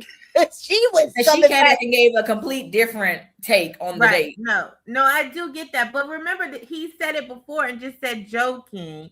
He said, I want to close off, then wakes up and takes it back. I'm just saying he continues to give her crumbs, and she just be like clawing at the crumbs and just acting like she got a full meal. And she's in love with the potential. Because what it can be. Crumbs are better than nothing. Like Casey didn't give Anaya nothing. Yeah. Like her plate's not empty. She just don't have a full meal. Yeah. Jeremy said Zach wouldn't even tell anybody that. He said it was on the tip of his tongue. He ain't say it. Mary feels like he's trolling her. But again, I don't even know anywhere because they say that that's their type of relationship. So only God knows. We'll know when they come out. Banter, so. Yeah, Joyful Ruby says he is weird. Like he is just being manipulative and cruel, and especially if he isn't generally falling for her, he's an adult. It's very bizarre. Yeah. Mm-hmm. I mean, I will say he knows he's being recorded, and the things that he is saying are obviously going to be played back. But also, she could be like, "Well, you said this," and she could literally go to the episode and put the timestamp. Mm-hmm. Of where he said it, so he gotta back up what he's saying, or he's just gonna look like a douchebag. Yeah, I think that's why her daddy ain't make no. That daddy is like he don't know about Zach. No, he said on the live. You didn't hear I sent you. I thought I sent you guys. Yeah, you sent it. When he said he gonna ask him a couple questions because he want to know, are you like that or what? What are you like? He's like you not the type of guys he hang around. Because again, you got a black Haitian daddy. Yeah, right. Haitian. He like that's not what we do. So are you doing with Bryce? Are you like that? Do you want that man? Do you associate with a certain community? Yes, and like what we're saying, like we're saying those are white boy frat shit. Right. That Haitian black daddy don't know that shit. Right. So he need clarification. Right. I don't blame him either. So back at the villa, Anaya gets a text and it's time for her epic date with Carl. And Anaya says, I'm so excited. I don't know what to expect. I just know it's going to be amazing because Carl is so special and he just makes me feel like I can just be myself. Mm-hmm. So I'm really excited to spend this time with him and be by his side. And they get ready. And Anaya is in a So Anaya already had that dress. She just had that dress because they didn't get any new clothes. That was her dress. It was so perfect for this. She just had that dress. I don't know. We will have to find out. I don't know. Because it was so perfect. Her wearing that dress. I mean, honestly, both of their outfits was giving Tiana and Naveen. So I don't know. They both could have been given their outfits. Like Bryce and Trinity. I know. You don't know. You're not going to know until somebody come out and say no. Was so perfect. It was just so perfect. Because it was the perfect color. Yeah. It was comfortable. Even the shoes, it was perfect. Yeah. And then he was wearing I think it was either like a light blue or purplish. A light blue shirt with like cream or bone color pants. Beige pants. Yeah. It perfect because I literally could show you the picture of I know. And then they take their photos in the photo booth and Carl says, I'm a little nervous, I'm a little jittery, and I'm looking good and feeling good. I'm excited. I hope it's something romantic to get to know the real Anaya. When we get to go out of here in the real world, and we're getting a taste of that tonight. So yeah, let's go. And Jessica says Melanie was making sure Anaya gets those. Listen. And Trinity was supervising. She was like, get in there, get every nook. Yeah, legs glistening, real sisterhood. She sure Yeah. was. She was. She was down there, boy. And so Kata and Zach return, Mm-hmm. and they talk about the outside, and I want to be wherever you are. And I said, so that must have been like in between some of what he was saying, because I don't remember him actually saying it exactly like No, that. he did. She Okay. was saying like, "Are you going to come back to the States?" And he was just like, I'll go wherever you are." He told that to her on the date. Okay. Because I Yeah. was like, I don't know. I had it on 2 times speed, but I was like, I didn't catch that, and I didn't feel like going back. Yeah. And again, this is another crumb she holding on to. So Yeah. Oh yes. Oh yes. Again, he's saying the things she want to hear. yeah, He yes. is. So he is. Um, He's just digging his hole if he don't stand on it. uh, Yeah. and Kay says, "Oh my goodness!" Anaya was absolutely stunning, and they looked amazing. Amazing. They did. They looked perfection. Zach tells she tells the girls that he's saying the L word and it's on the tip of his tongue. And Zach tells the boys, like, he says the words are right there. So he's also telling the boys this, and he wants to say it. But he wants to say it when the time is right. Yeah. Right. And again, fair. Because again, we've seen this in prior seasons. So like, Yeah. I have that feeling, but I feel like I want that to be something intimate between us. Yeah. You don't have to do it on the show. No, you don't. Yeah. So Anaya and Carl arrive in a forest, and there are books hanging from the tree, and chandeliers lit hanging from the tree in school.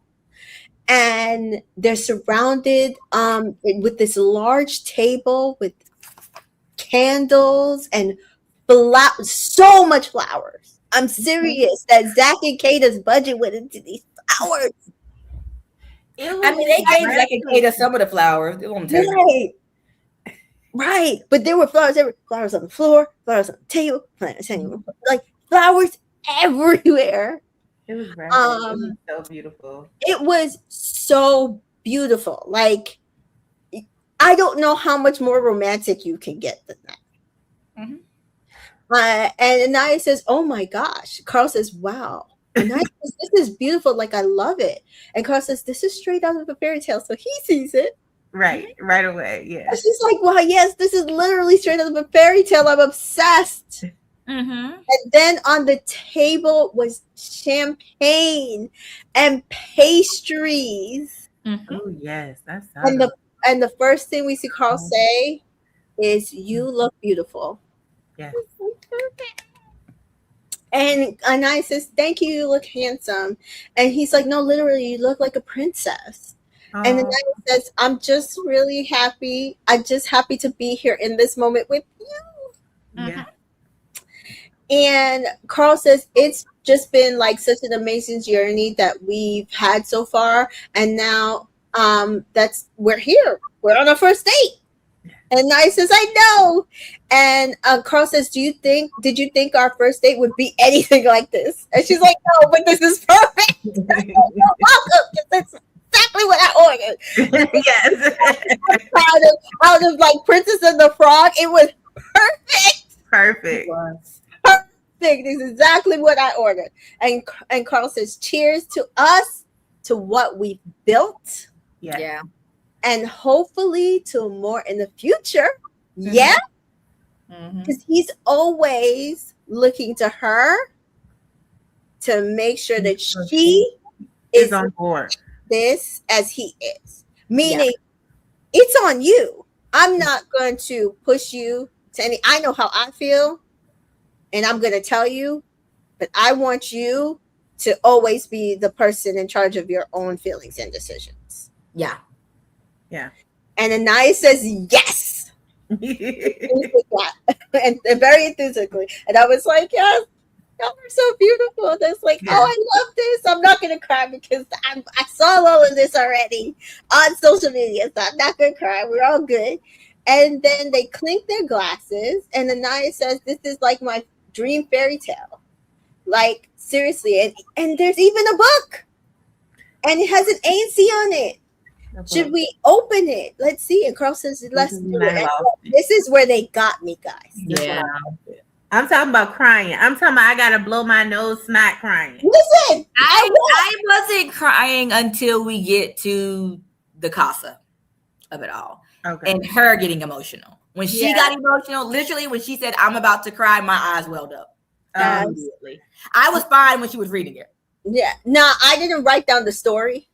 Did y'all? Okay. Okay. So they read their story that has been literally written and illustrated in a book for them. Mm-hmm. And as they're reading through basically their entire journey of this, so it's basically Anaya walking in. He's like, you walked in with Kenzie? And she's like, I did. He's like, the two Jersey That's not what he saw. He didn't get that clip. He didn't get that clip. And he's like, the two Jersey girls. And she's like, yes, Georgia girls. Yes. And he's like, oh, wow. And then they go to like right at Casa. And I love the part where they said that her and Casey's people were in Casa. Yes. I love that they put that in there. I also, you already went past it, but I like that she also stated how she wasn't picked. Yeah. Because we've never heard Anaya say it. Yeah. And that's important because he focused on him not being picked, but he never stopped to realize she wasn't picked either. Yeah. And that's another part of the journey that people, I am glad that she got to see it in herself. So it's kind of like what happened with Serena and Cordell. Serena and Cordell got a movie of their journey. Yeah. Yeah. Anaya and Carl got a book, a storybook version of their journey.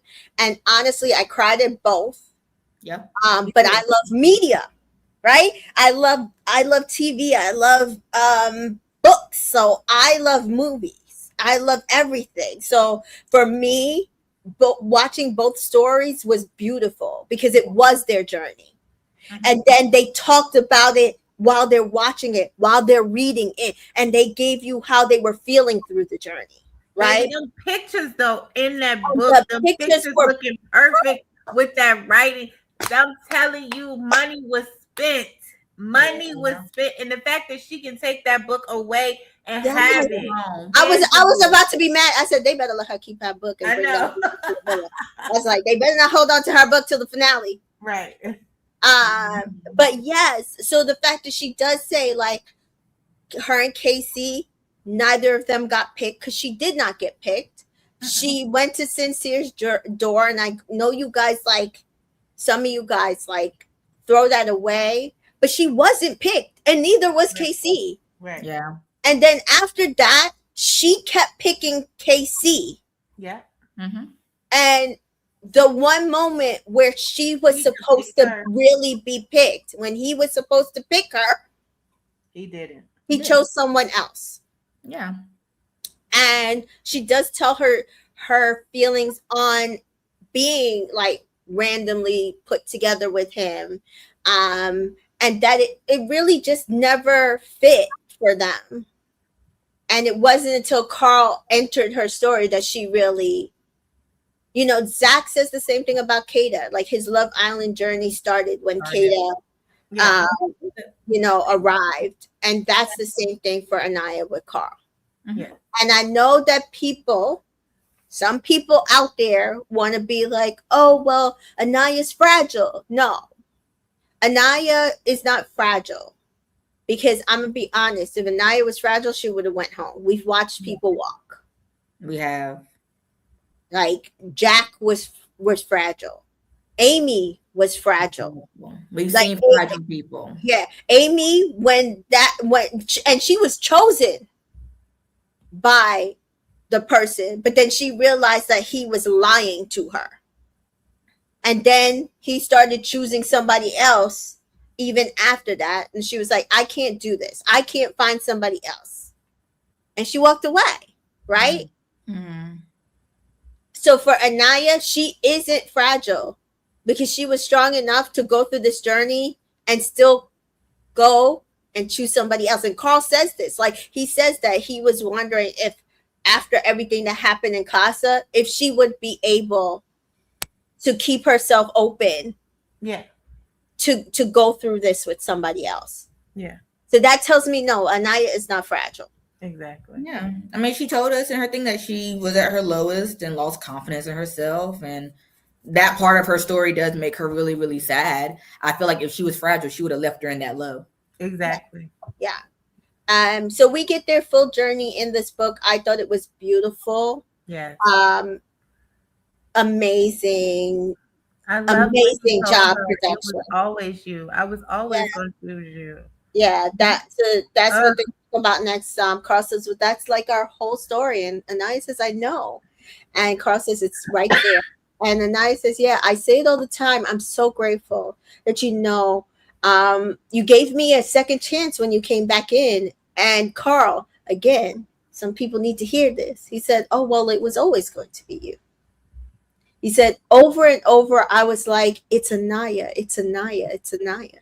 Mm-hmm. And I don't know. Even better. Yeah. Yep.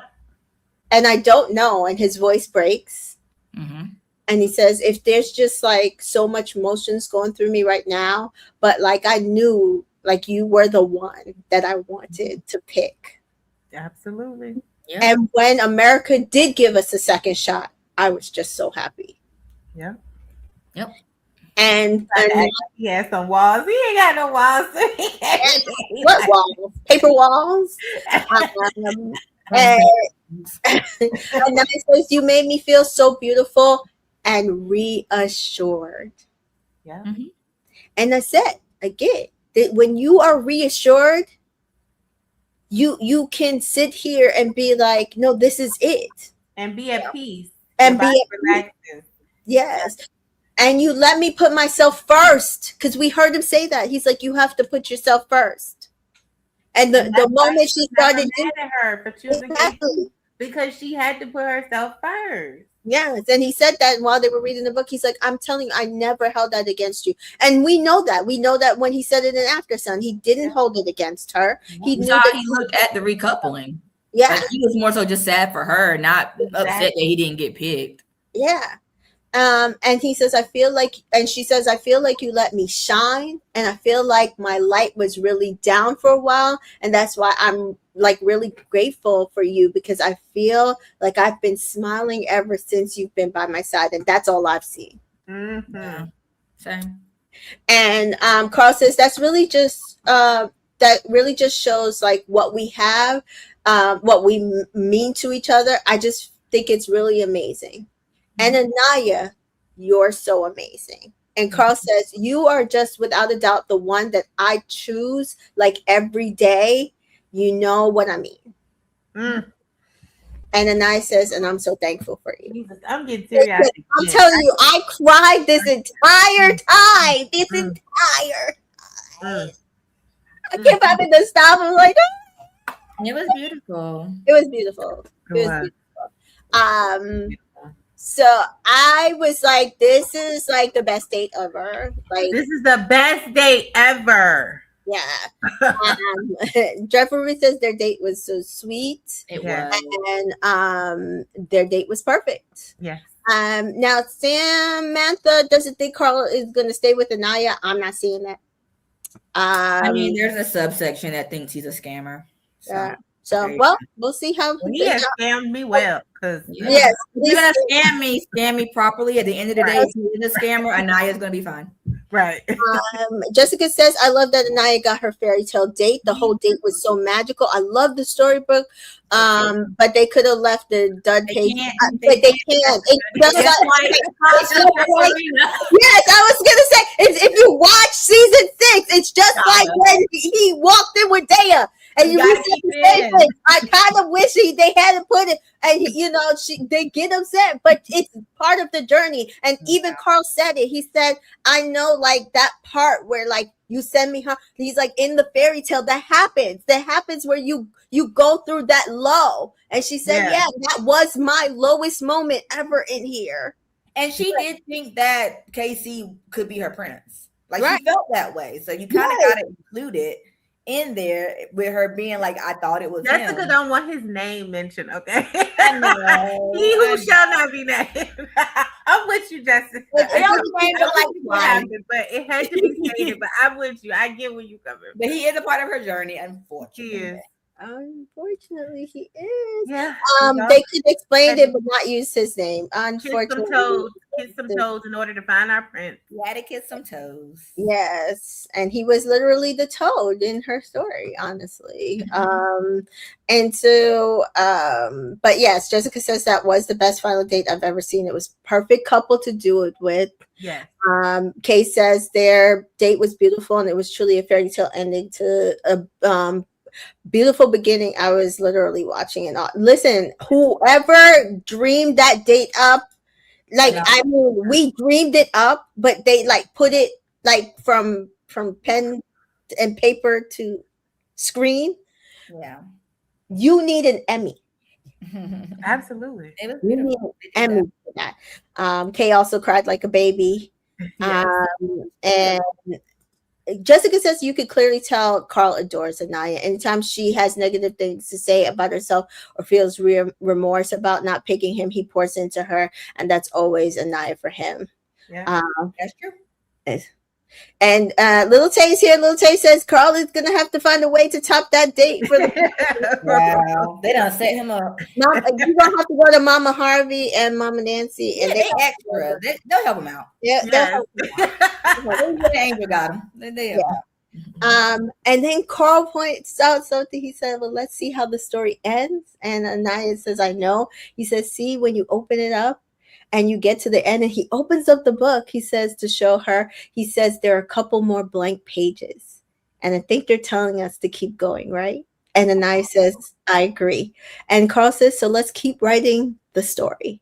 And I says, yeah, it wouldn't be a fairy tale if you weren't here. This is everything I could have asked for our first date. And Carl says, yeah. And Anaya says, like, it really is. And Carl asks, do you feel like a princess? And Anaya says, I do. And Carl says, do you think I could maybe have the stance? And Anaya says, of course you can. And sitting there amongst the flowers is a music box.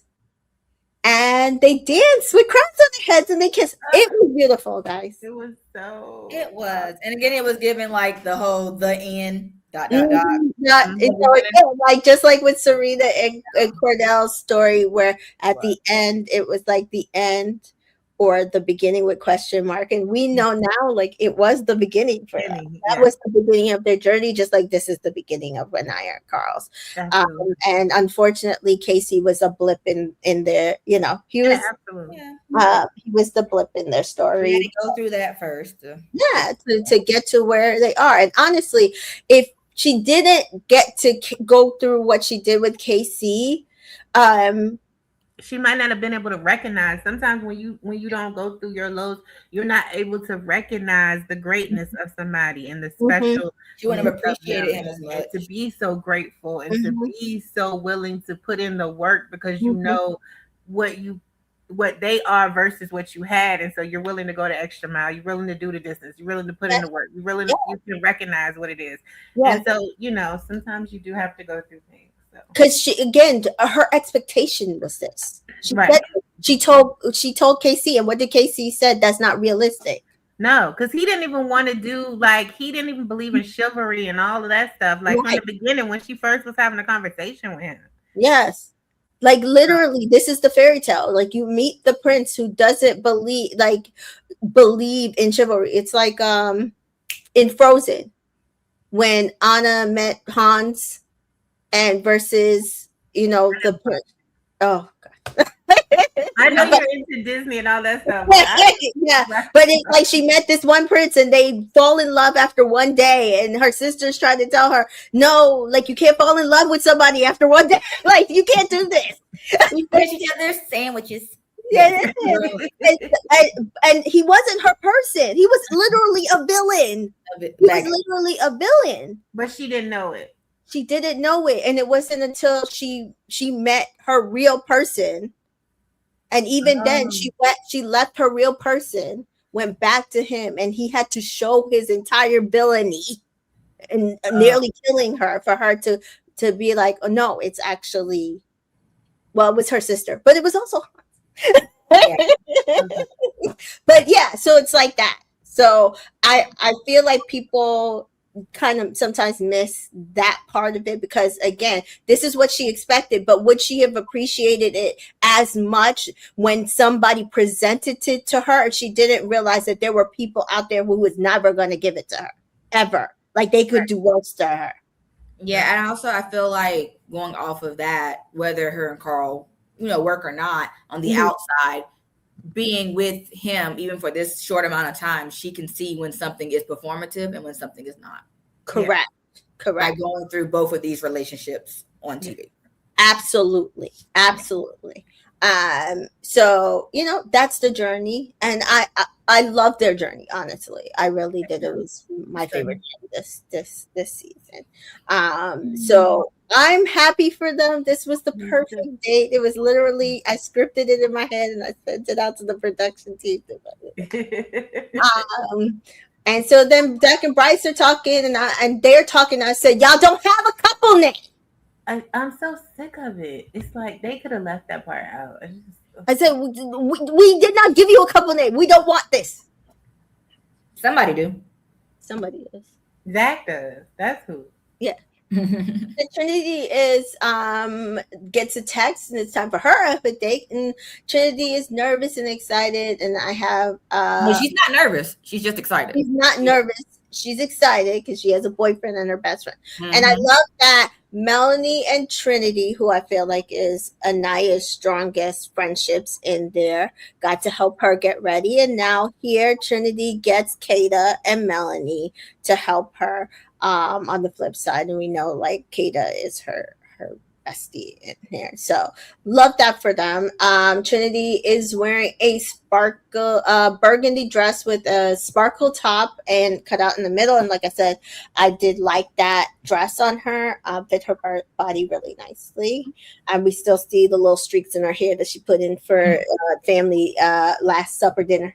And Bryce is wearing a large button up blue He always looks disheveled and never put together. And like you notice I put large because it was large. Like I was like, dang, all his stuff be large and hanging off on him and stuff. I think he just likes that. Maybe like that style. Wow, yeah. And black slacks. And he says, I'm so excited. Like, I literally need this. I want to have this intimate moment. And I look really good. And I love to hang out with him. So I love being around him. And he's literally like my best friend and my boyfriend. And Anaya and Carl return and she brings her book. And I was like, yay! And they asked, what are you holding? And Anaya says, Carl is the man that I need. She says, I feel like he's made this experience so whole for me. And I just wanted to give him like the world, like, because he's made me feel the spotlight in every room. So I want him to feel that as well, because he's just perfect. And I was like, see, somebody was saying Anaya didn't pour back into them. Right. Because he poured into her. All the time. All the time. But we hear here that Anaya is pouring into Carl, right? Yeah. Like she wants to plan his birthday. She wants to give him everything because he gives her everything. When you feel somebody to everybody in that villa. Yeah. Even Zach acknowledged that. Like exactly. But they do go and they describe their date and they show the book and literally everybody's jaws are on the floor. Yes. On the floor. And Carl says, you looked like a princess. And oh, sorry, I scrolled all the way down. Oh, the hell? Zach passed it down, says to pass the book down to your kids. And I said, exactly. Perfect. Yep. Perfect. And then Naya says, it really did feel like I was a princess. And Carl says, you looked like a princess. And Naya says, you look like a prince. He did. He might not know which prince. It's Naveen. Yeah. You'll know when you come. And Carl says no. And then he says, no, you did. And Carl says, honestly, you're strutting up there. I just felt so lucky to have, this woman on my arm. Mm-hmm. Exactly. And Melanie's like, when they're sitting together, I've never seen you this happy. Yeah. And she's like, Naya says when she looks back on her journey that she just feels so blessed. And Carl also describes to the boys how he's feeling. He also feels blessed. And Zach, like you were mentioning, Danita, was just like, when the girls were describing Carl and he hadn't met Carl, he's like, oh, could this guy really be that good? He's like, and then you came back and he's like, he got it. He understood. Like, he's like, and really, that's Anaya. He feels like they match, and they go together. Yeah. Mm-hmm. Carl says, yeah, it's like home. Yeah. And Jessica says, yeah, Carl basically admitted to Zach and Sincere that he folded like a lawn chair the moment he got back and so on. Exactly. Yeah. He was like, yeah, I mean, I said I had some walls, but I didn't. But he's like, she keeps saying that I like, she's just so happy I gave her a second chance, but it was never anybody else. Right. I was just saying that. And what is so funny is these are the two people like she was talking about that she missed Carl. Yep. Too when she was in after Casa by herself. Because she's close to, she's also, people miss it, but she's close to Zach too. She's also close to Zach, and she's close to Sincere, so they know exactly how Anaya feels. So the fact that they see that Carl feels the same exact way and always has is beautiful. Mm-hmm.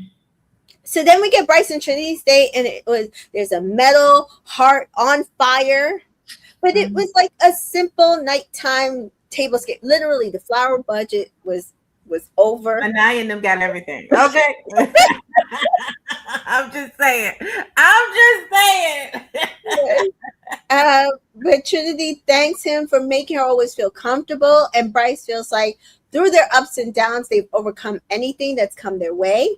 And when he thinks of those things, it makes him so happy, and he genuinely has butterflies right now. Mm-hmm. And Trinity feels the same way, and she feels like after Family Day, it really like just solidified things for her. And Bryce says same because he feels like their moms are the same, like single moms that really got them to where they had to go in life. Yeah. They both can't wait to get on the outside and like just combine these two great families that they have. And then Bryce says like he can't wait for her to come to LA. And Trinity says she can't wait to show him VA. Yeah. And Bryce says, I love you. Yep. And Trinity says, I want to say it, but I want to wait. But she feels the same. Oh, okay. And she says, cheers. You didn't feel it? I was just like, that was just so... Just say it back. At that point, if you're saying I want to wait, but I feel the same, you might as well say it.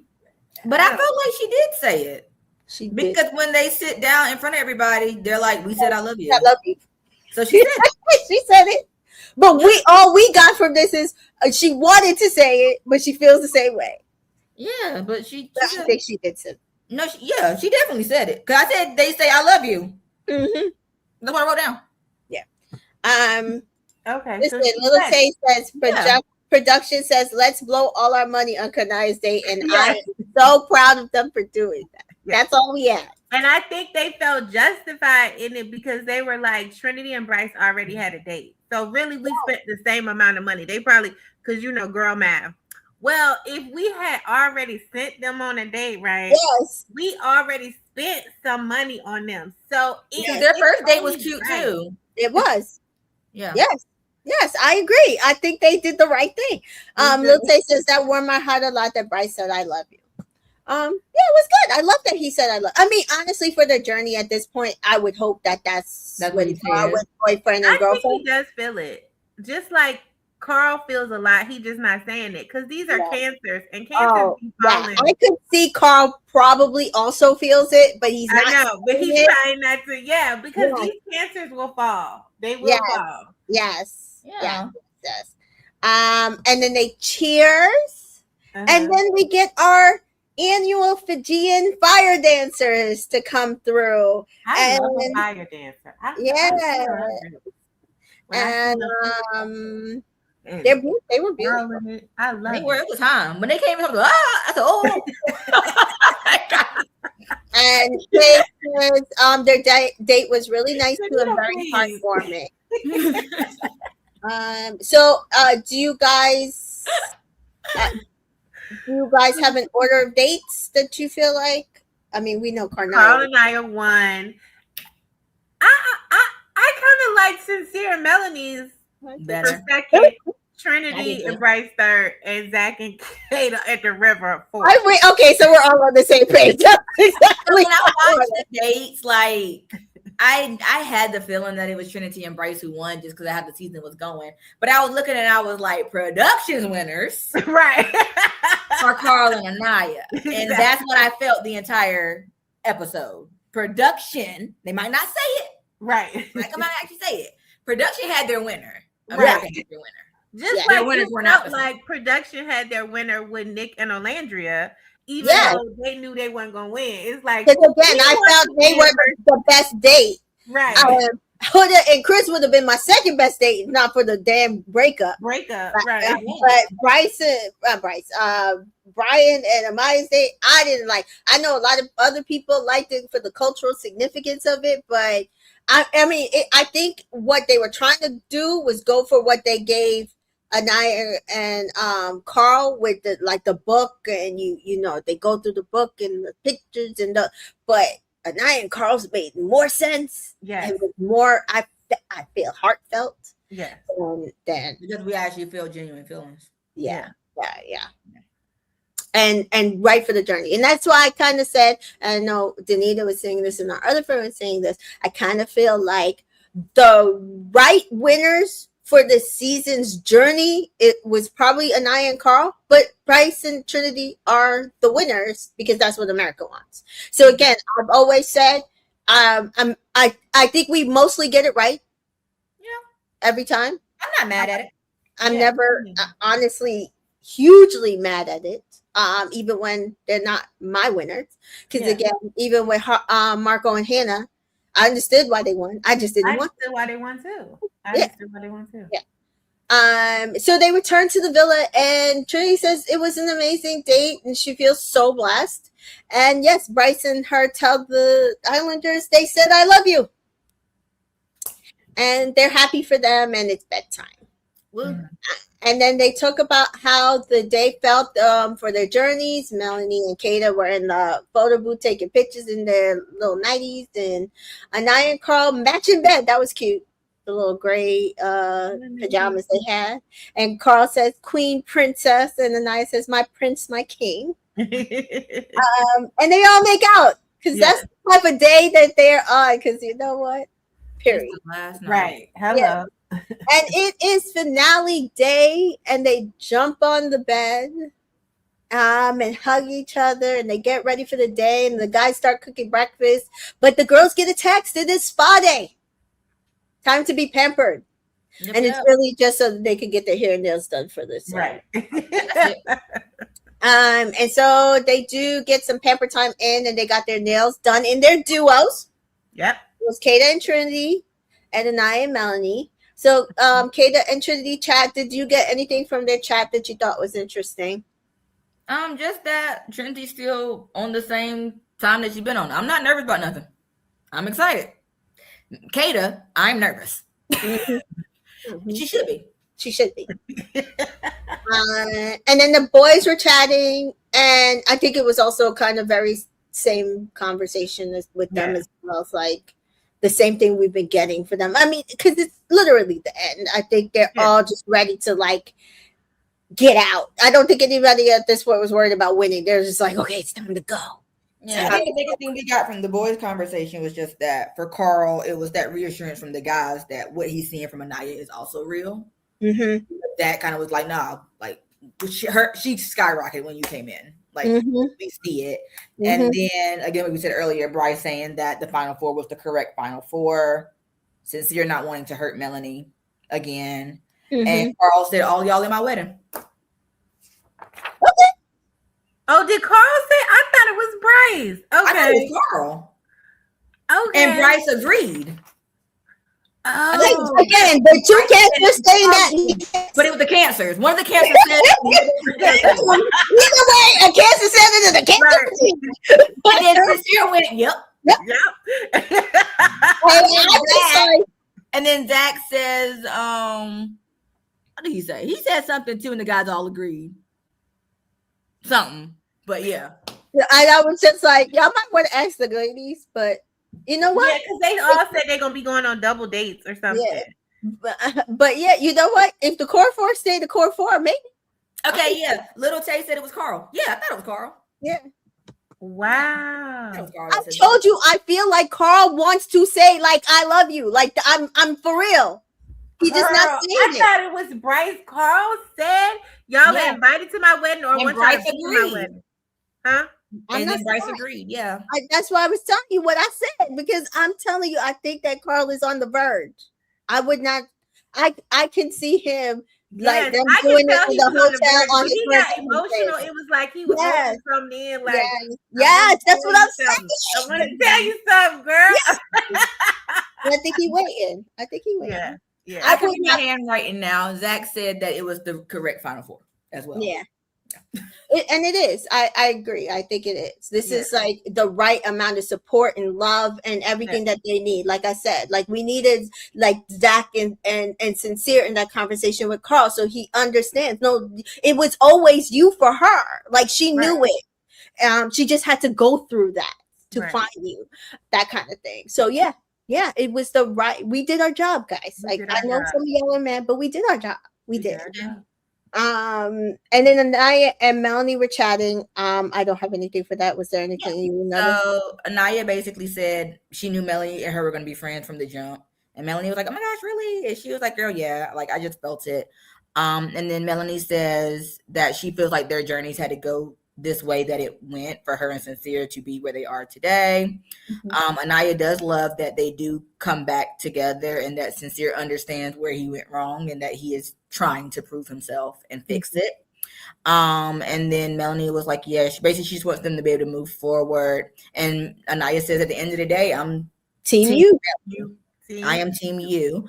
And then she asked her about Carl, and Anaya said, he makes me feel good, beautiful scene, all the things. And then Melanie again says, I haven't seen you this happy since day one. And even day one, you weren't this happy. Yeah. I agree. And so they do have the finale time, and it's the trip down memory lane. With the photo. That was cute. Love that. Again, and it rotated. It wasn't just their pictures, it was the cast. Yes. I think they should keep that, because honestly, that was right. Because a lot of those things, they're like, oh my god, did you see that? Like they hadn't seen it.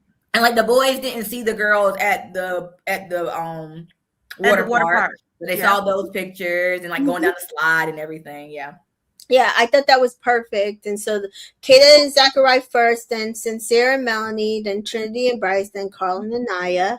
And then they get into a mega photo booth. I thought that was so nice. I was like, they done went and bought another photo booth, because that's not the regular photo booth. No, it's a big one. It's a big one. So roomy. Yes. And they basically have a mega prom.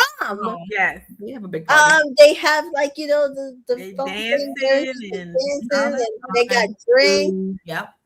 And again, we did not get our declarations this year, but again, we got letters to each other mid-season, so that makes sense. So they, especially because Anaya was the only couple that was a different couple, so there was honestly no need to do the letters either, like declaration, because it's really just Anaya and Carl. And everybody else already did stuff. Decorating at that date. They good. Yeah, so it's like if those three couples were the same three couples at that point where we had that letter recoupling, they said their words. Only thing that has changed is it's gotten deeper. Anaya and Carl say everything they need to say on their date. We're good. Yeah, that makes sense.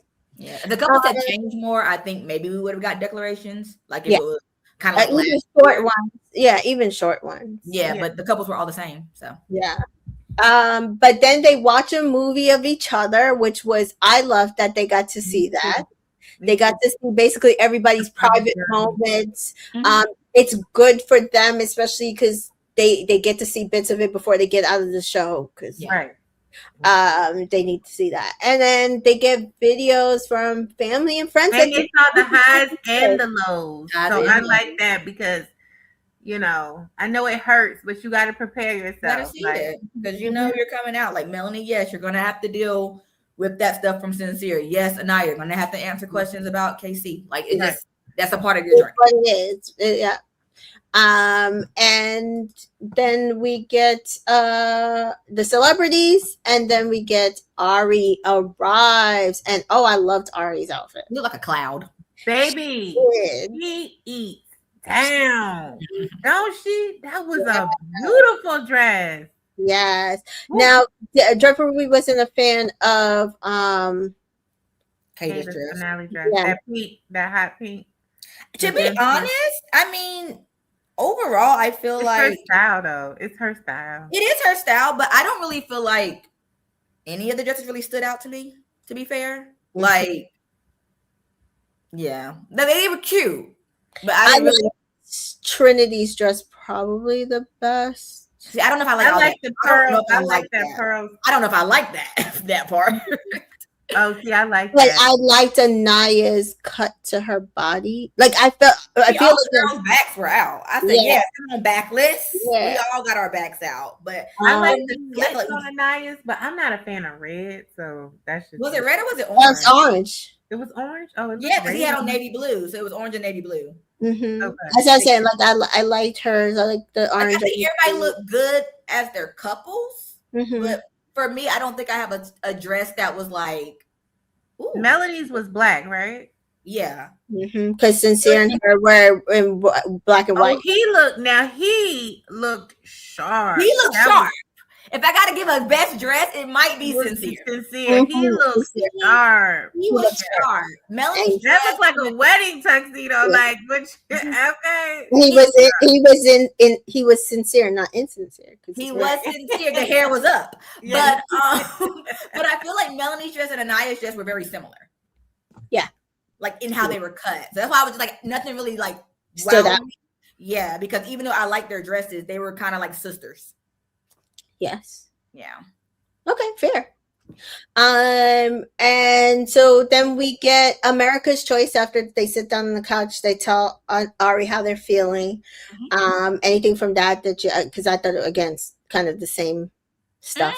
Anything important? Just that they've all kind of learned, they've all grown. Family Day was a big moment for like Anaya and Carl, and like we said earlier, Melanie's learning to respect herself and not put up with learned a lot about herself. Yeah, and since there's just feel like he's changing and is going to try to be a better person on the outside. So yeah. And so then we got them in order. So Mel and Sincere were first, and then Anaya and Carl, and then Trinity and Bryce, and then Kate and Zach.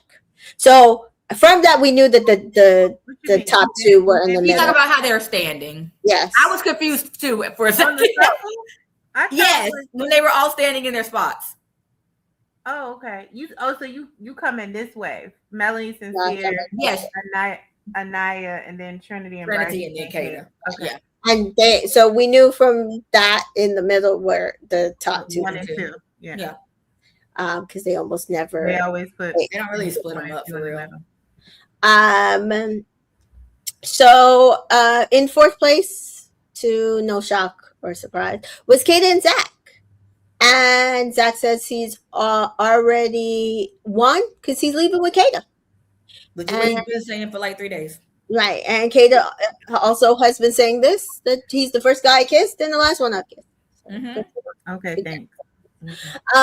Third place was Mel and Sincere, which would shock some people on the internet because apparently they were thinking that they were number 2 because apparently based on the order of the last 3 seasons where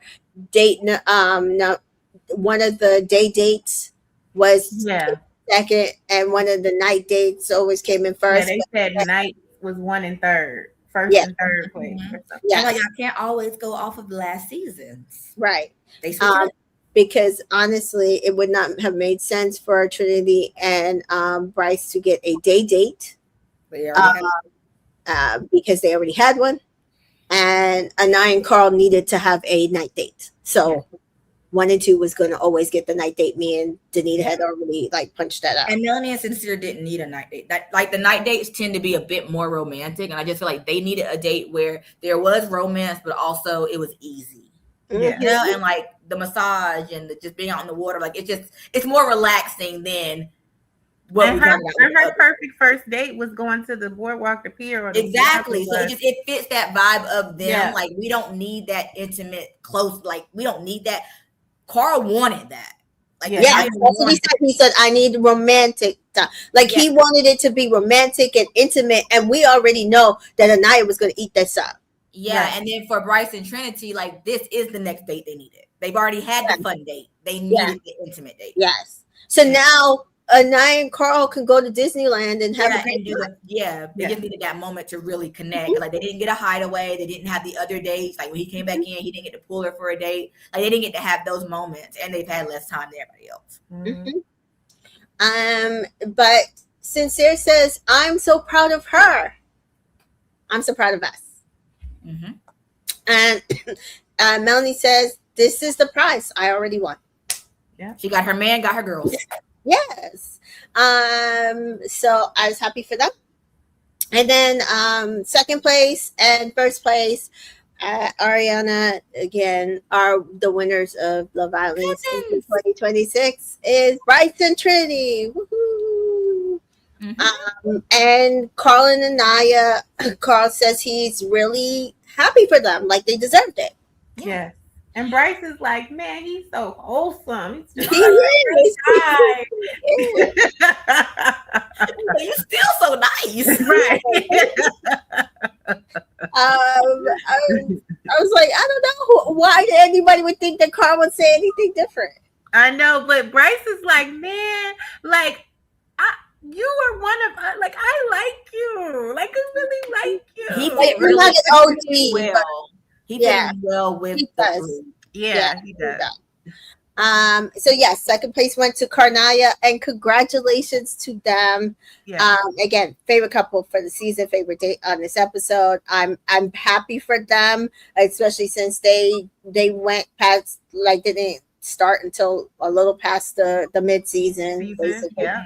And they are really so strong. They have a supportive family coming out of here. Yeah. Dad might be iffy, but I think it's just a nice. But you know, Miss Harvey and Miss Nancy, Angel said they talk every day. Every and they day. Yeah. I wouldn't even say like it was giving iffy for real. It's just, you know, I gotta meet the guy. You know, Yeah. like a dad. Like, that's I how my like, dad is. Like, he just Yeah, gotta like meet most- him, and I gotta talk to him and ask him the questions I want to ask him. You know, that's still his baby girl at the end of the day. But Right. him even saying like I'm rooting for y'all, that shows that he at least sees something. There's Yeah. something. And Carl's dad was on board, so we heard him. Like, he's like, I can't wait to meet Anaya. Like, you know, Right. we'll meet y'all. We just have to meet you. right? Yeah. Kay says, "Baby Langston Hughes, that villain poet was extremely sharp. He was. Yeah. Good luck to him, but you know." And then Ari announced we will be getting a reunion in August. So the reunion is August 31st, guys. So we will be back for the reunion. Yes, we will. Yes, we will. Day after my birthday. Yes. And we got no for love or money because nobody's about to steal the money. And not the boyfriend and girlfriend. And not the one boyfriend. And then they jump in the pool and they dance. And that was the end of Did y'all Love peep a certain Island. kiss in the pool? Huh? Did y'all peep a certain kiss in the pool? No. Everybody was kissing in the pool. There was a certain kiss though. Did Melanie kiss on somebody? Who she kissed? Anaya. Trinity? Anaya. Melanie! She was like, oh, that's sincere. They're like, no, it's not. I thought she was kissing Sincere. Sincere still has on his white shirt. The person that she kisses is dark skinned. That is not Sincere. I saw Melanie kissing somebody, but I thought she was kissing Sincere because I saw Anaya kissing Carl. So I wasn't. I can find it right here. It popped up. First thing that popped up too. Pause. That's Anaya. That's Anaya. I couldn't wait to kiss her. Melanie could not wait to kiss her. Here we go. More light.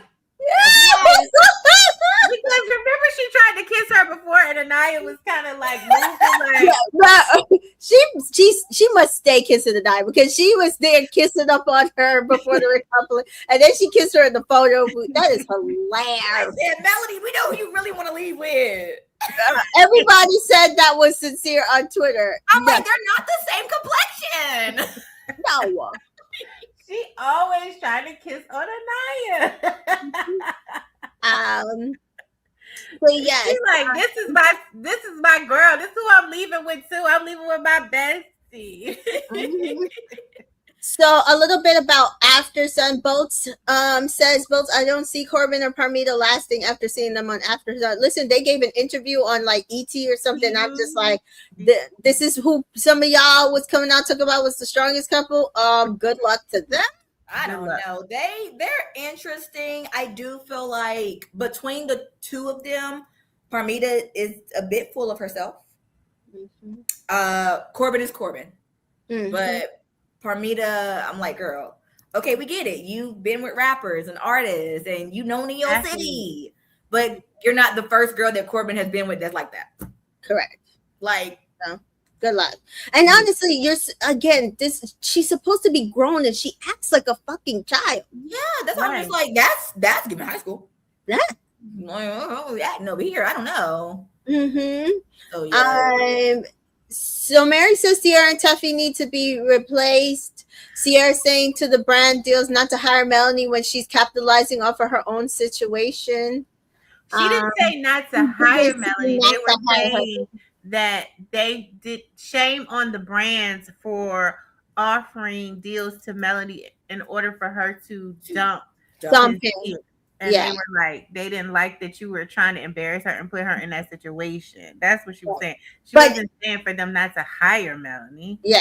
My problem with them is not so much that they have a lot of empathy for Melanie, but it doesn't feel like they have any empathy for Anaya. That's my problem. Yeah.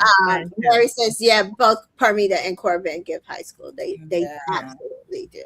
And Tia says, Sierra and Tuffy said the brand shouldn't use Melanie's choices for their marketing choices, which I agree with. I also agree. They basically did to her what they were doing to Amaya. The only difference is Amaya was never in a solid relationship. Yeah. Until the end with Brian. So instead of being like, oh, Amaya, leave this person, blah, blah, blah, they just pushed the papaya thing. Without her even knowing that was a thing on the outside. Yeah. Right. So they just used Melanie in a different way to do the same thing. But my issue is here in Tiffy. I just don't like the flip-floppiness. Yeah. I also feel like if you don't know if you can't commit, there's just certain things that maybe you shouldn't speak on. Yeah. Or like your commentary, I don't know. And then realizing like, okay, you have that person sitting in front of you now, but keep that same energy that you had when they weren't sitting on the couch. But then y'all are watching the show. So when they say something and you're like, but wait, we also saw this. Don't be so quick to just go along with whatever that Islander is sitting on the couch is saying, because we're still watching certain things as well. So if the Islander is telling you, I was 100% honest, but then the same breath says, I was resentful because I wasn't telling her what I felt, then you're not being. And you need to check him on that. Like, check him there. Don't sit here and say, I see you, my Black King. Right. No, check him. Because he's contradicting. Those are two different things. And trying to put it all on somebody else who last week y'all were for. Yeah. Exactly. And now you're not again. So that's always been our problem. That was our problem with Sally. And then when they were there, like you didn't do it as much. Yeah. Sally did it. Yeah.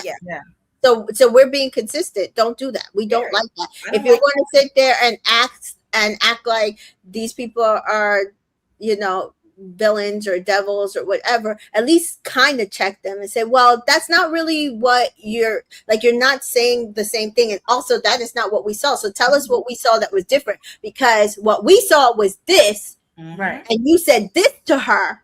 Right. And then again, I'm not a journalism major, but they also said they're not either. So but even I know basic journalism. And you know how to fact check. Yeah. Okay. Or if he sits there and says, well, she was really fragile, in my head, I would let him finish his sentence. And then in my head, I would be like, okay, but Casey, you was holding that door thing against her. Yes. So is that not also what it would do? So you would it would shut him up, because he'd be like, well, true. So yeah, maybe we both get fragile. And it's not just on KC, like any of them sitting on the couch. Like, this is for everybody. That's how you're supposed to. Yeah, right. And I would have also said to Permita, can you let this go with Kenzie? Because she's not trying to have a problem. Yes, Kenzie doesn't have a problem. Can you let this go? Can you let this go? It's not just about KC. I would have said it to anybody, like I would have said, can you let this go? Yeah, because once Kenzie was like, well, maybe I shouldn't have said I love you. Like, that was probably, I shouldn't have said that. But I do want to be your friend. Like, I don't have any beef. Then as the person sitting there, you say, okay, Permita, so can you now move forward? Let it go. Can you let it go? And seemingly they did. I think they followed each other on social media. But it's like, that's what you say. I don't know. I feel like they just pick and choose and they go with the audience. And so I don't know. Alex is here. Welcome, Alex. Hi, ladies. Just got off of work. About to go back and enjoy your list. Mary says, let Melanie get her bag. And that's how I feel. And she will. And she will. And Mary says, nobody is mad that Casey for exploring. We are mad that he needed to humble Anaya and that he got fans because of it. And that's my problem with it. You said you built up resentment, but what you did, and nobody's calling you out about it, you used that resentment as a weapon against somebody, and you evaded how she was feeling when she was calling you correctly. You were using her as a safe option. You didn't really like her as much as you said, because again, you say you had nothing in common. Y'all connection was iffy and not really good. But that's not anything. We never heard you say any of that stuff to Anaya. Nope. And trust me, if you had said that to Anaya, they would have showed it to us. Exactly. Yeah. Like if you said it directly to her face, they would have been like, well, see, Anaya's not hearing what he's saying, guys. Like, he's actually saying it to her. Because we watched Zach say it to Kenzie. We did. Yeah. And then also, you can sit there and you can think that you are explaining something the way that you have it in your head, but you're not. So in your head, you're like, oh, but I was always honest. And I told her exactly what it was. And I kept telling her constantly, I wanted to explore. But what you're not understanding is, number one, things might have gotten lost in translation. But then also, she also was saying, okay, go do that. But you didn't want to do that for whatever reasons you had. Correct. In your head. So you're just like, well, I was always honest. Well, no, you weren't. You weren't. And I think it's because at some points she had the power. She had the power with Sean. And if you sat there and been like, well, you and I aren't really like have anything in common. Maybe she would have chose Sean. You didn't want that. Exactly. Right. And then when Caleb came in, I know that, and Corbin came in, because they honestly almost came in back to back. You really was like, oh, well, now I'm done. Because we kept hearing them say, I'm done. Right. I'm cooked. I'm cooked. Right. So again, when she had the power, he didn't want it relinquished. But then the moment that he had the power, instead of also being honest, saying, I do kind of want to get to know Soul, which I think anybody would have respected. Right. He was acting like he didn't want to get to know Soul, which he probably didn't, because he was afraid that if he did, he would lose to Sincere and lose his spot in the villain. Yeah. And that's another thing they didn't like touch on. Like, why didn't you touch on, okay, well, you did say countless times you didn't go for Soul because of Sincere. So it had nothing to do with Anaya? Like, what were your feelings for Anaya at that point? You also made the comment that y'all had nothing in common. but y'all stayed together for 3 weeks. And you Right. kept reassuring her, as you keep saying out of your own mouth. I'm constantly reassuring her. Why are you reassuring somebody you don't have anything in common with? Correct. Because all you have to say is, Anaya, really, no. First of all, I keep saying, you don't fucking tell somebody you have nothing in common with that you coming to Georgia to visit her family. Hello. Exactly. But anyway, one, you don't do that. But also, you say, Anaya, I don't think we have that much in common, though. Like, you don't write this heartfelt letter. You let it be bland and short, like Zach's and Kayla's was. Because it could have been. You wrote this long, drawn out letter to her, declaring like how much. Even Ariana was like, "That was a good letter." Like you did that. Nobody forced you, and I'm tired of people feeling like she was holding him hostage in that coupling. She wasn't. I don't give a crap if she cried on that dock or not. Yeah. He's a man. Thank you. He could have explored. You don't. Explored. Yeah, you don't sit there and ask somebody you have nothing in common with. Your relationship is up and down. So when's the last time you had sex? Exactly. I had sex on my birthday and all that stuff. And that's what I'm talking about.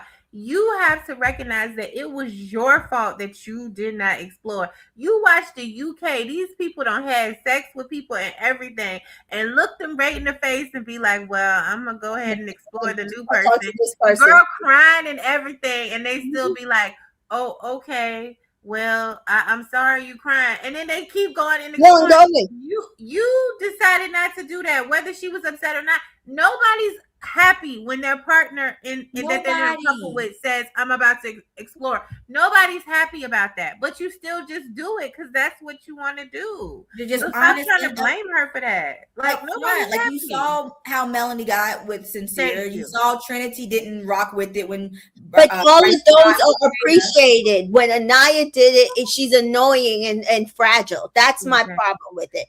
When they all did it, fragile, then baby, what is Melanie? Exactly. Okay. So those are my issue. And again, I want to implore anybody, if they come on this show, we have had it in prior seasons. Friendship couples are a thing. Yeah. They are a thing. You do not have to couple up with somebody and be pursuing them romantically. You can just say, we have nothing in common.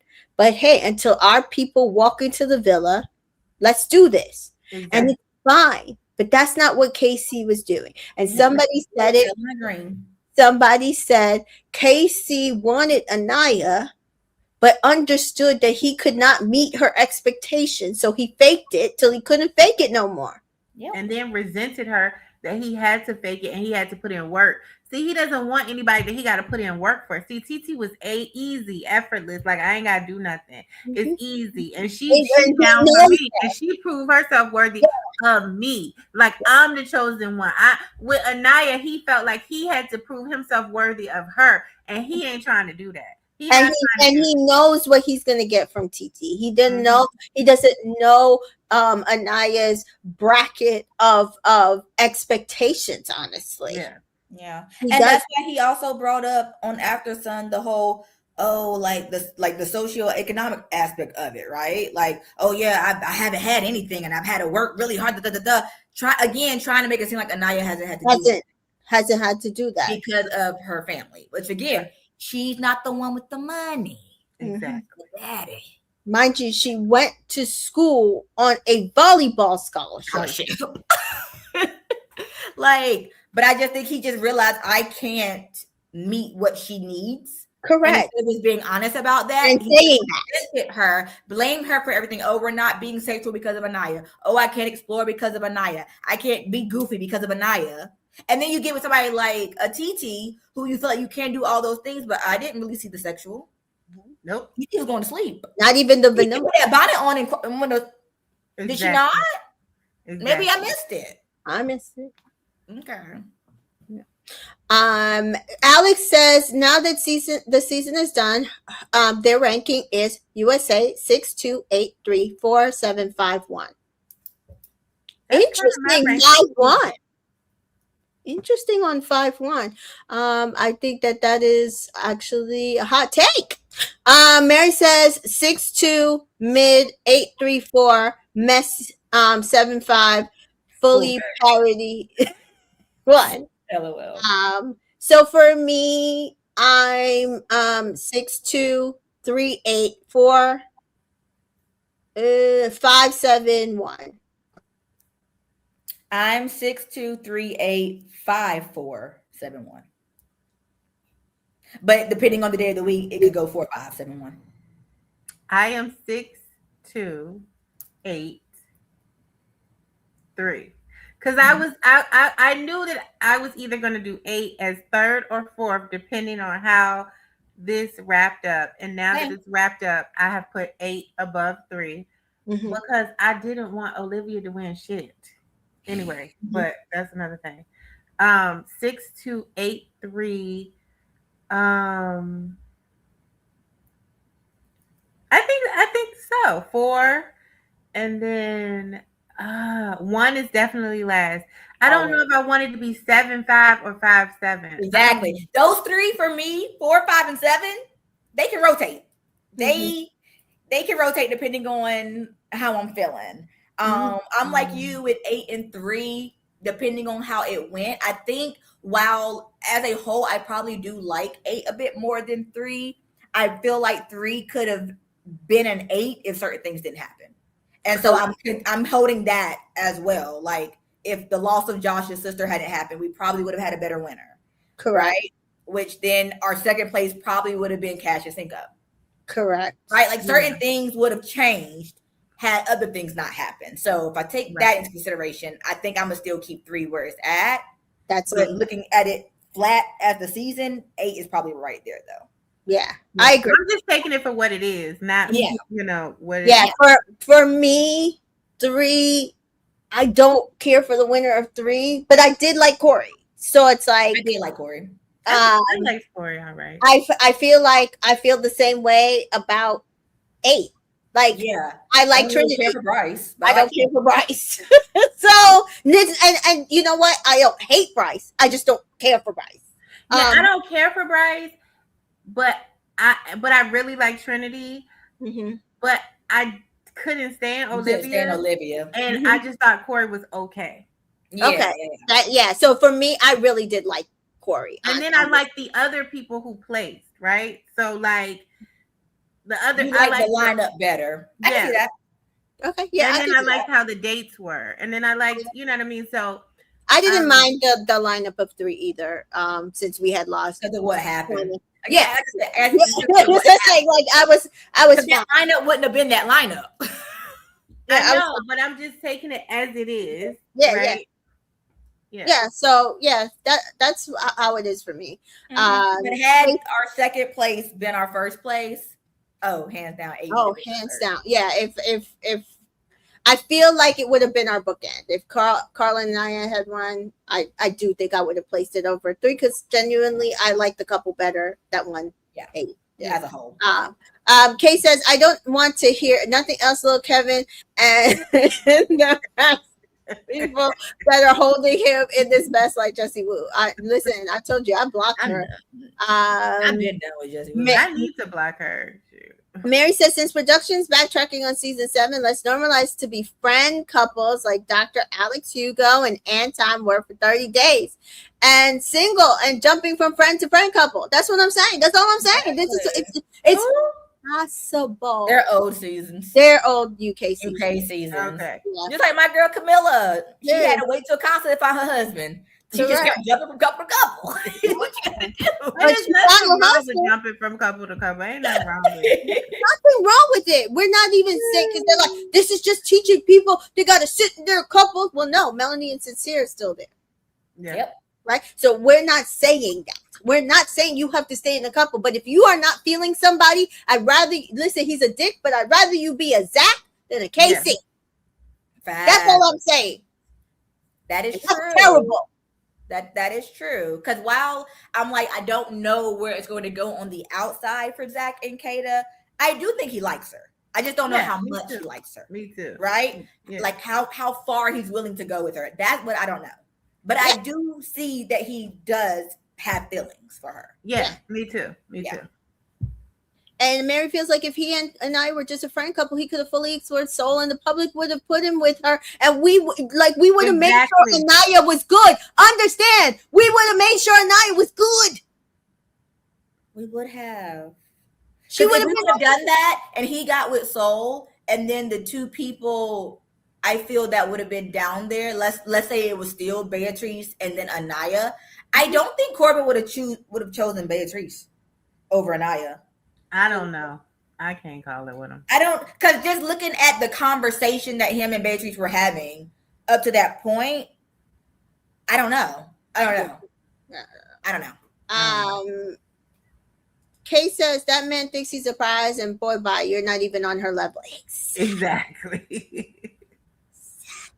And Kay also says, the other K, K235, says that KC should have been honest with Anaya, so they could just be in a friendship couple, but that would have required giving her a choice in it, and KC possibly being vulnerable / eliminated, so he instead misled her. And that's all we're saying. Your option. He finally had one because won't nobody come in and take it from him. That's why I can't stand when people lie to me. Like I always say, when you lie to me, you take away my options. Don't lie to me. Just be upfront and be real. Yeah. Don't do that. What you call it? Mary says, thank God CBS lost Love Island. Thank God CBS lost Love Island. Yes. Jesus. Mary also feels like I like Olivia on the challenge. She's a good anti-hero, a good foil to Nerys. Mm-hmm. I love Nerys. I can't stand Olivia. Yeah. And at one point, her and Nerys were friends, and then she backstabbed her. And she backstabbed her because that's what she does. She backstabs. That's what she does best. Mm-hmm. Yeah. And Mary says we had the same rankings. Bree says, also after suffering through Huda's fans last season that were gained through her poor behavior, there was no way KC and his fans could make it. And that is also what y'all are not understanding, for those who were understanding how the votes went. We already watched Huda get through to the end with Chris, and it was not enjoyable to watch our finale last year with them two. One, even if they had stayed together and then left on the outside and broke up, it still was not enjoyable to watch those two people. We did not want, we don't want people we don't enjoy watching on our finale. No, they literally were ruining it for the other people on the cast. There's no reason. Exactly. Alex says, is this season of UK good? The only season I watched was Ty, Ella, and Whitney season. It was hard to get through. If you thought that was hard to get through, that was a great season. That was a great season. I like some US UK 10. Watch UK. No, if 10 was hard. I don't know then. I mean, this season is good. Yeah, it's good. It's a lot of drama. Everybody's exploring. Yeah, but they don't explore the way the US explore. Everybody gotta kiss everybody down. Yeah, because it's still kissing outside of a challenge still means something in the UK. Right. Kissing on the terrace still means not a handshake. Something. It's not a handshake. It's not a handshake. Kay says that Corbin doesn't like anything darker than a paper bag, and he was never going to choose Anaya over Bea. But they would have made sure Anaya was straight either way. I think that as well. So why I'm saying that I think that there's a possibility he could have is because I do think he preferred that friendship over the one with Bea. So that's why I'm saying he was going to be in a friendship couple regardless of who he picked. Right. And if Bea was still very much, I still want Gabrielle, she's not doing nothing with Corbin. Correct. So but maybe Anaya, he could pull something out of. Exactly. And if KC is also still kind of like, I still want to talk to her. They were boys. So it's like he might have just pulled one for the team. That's why I'm saying like there's a possibility. I'm not saying he would have 100%. But Mary says production would have made sure Anaya would have stayed over Bea. And I agree. I think they were okay with losing Bea. Yeah, I think it's possible because again, y'all swear they wanted to get rid of her. So they again, I'm just saying. What there were very little times where we have a bombshell gets to pick back to back. 1, 2. He picks from single and vulnerable. No. I feel like if it was Anaya and Melanie there at the end, they would have laid him pick and then left the girl single, the other girl single and vulnerable, because they would have wanted those two storylines to play out. Kay says, I've enjoyed your recaps. Thank you for sharing your time with us, and y'all already know the best show of the summer has started. Yes. Boy. Thank you, Kay. And I will be starting this week. I got to get it together. Yes. Miss T Joy is going to get it together so we can chat about Big Brother on her channel. I just hated how they did Catherine that season. I felt so bad for her. Fair. Yeah, fair. I think we're all just talking about like the season. Because that was actually a really good season. Despite that, even despite one, I haven't really liked. Shut it down. Shut it down. Yeah, I think this is a better season, but I didn't really like 11, and I could not even try to even get through. 11 was 11. Then it was All Stars. 12, like yeah, 12. I heard 12 was people like 12. Yeah, some people like 12, but I couldn't get through it. So and yes, they have renewed also Beyond the Villa. So we will be getting a Beyond the Villa with this cast. Trevor Ruby says it depends on the cast because she's watched the first two and it can't be much worse. And you know what? Than last year's. It can't. But I like season one's Beyond the Villa. I did too. I didn't watch season 2. The last one. We were supposed to cover it here. I think I did one episode and then I got sick. But I genuinely watched every episode on time, and obviously my favorite episodes were the PPG episodes, but I would say they did a really good job with season 1 of Beyond the Villa for what they did. I would have preferred season 1 Beyond the Villa cast with how they did season 2, where they went all over the place and had a good time. Because you get more organic drama. Yeah. By those certain things. Like they would have had more episodes like the Miami episode for season 6. I think it would have been even better. Season 7 just had a lot of cattiness. Yeah. And egos. Yeah. Catty and egos. Yeah, I couldn't watch it. I didn't like who they cast for it. So yeah, it was nothing that I could do. Kay says, I've never watched UK. Are there any seasons where a Black woman actually gets a beautiful love story? There can be bumps along the way, like Serena and Ola and Anaya, but I need a true happy ending. Yeah, so that's season 11. And 8. Even though they didn't win, I think that was a good love story. A messy one. What was Tanya season? That was season 9. Season 9 also, I mean, the winners got their love story. They're married. Yeah. And she's half Black? No, she's South Asian. Yeah. Like she's South Asian. And he's Jamaican and white. He's Black. Yes. I knew somebody was Black. The second place was Black. Right. Who was second place? Second place that season. Tanya and Shaq were either third or fourth. That was Lana and what's his name with the R? Oh, Ron. Ron, yes. Which people swore they were going to get married. I was just like no, not. Okay.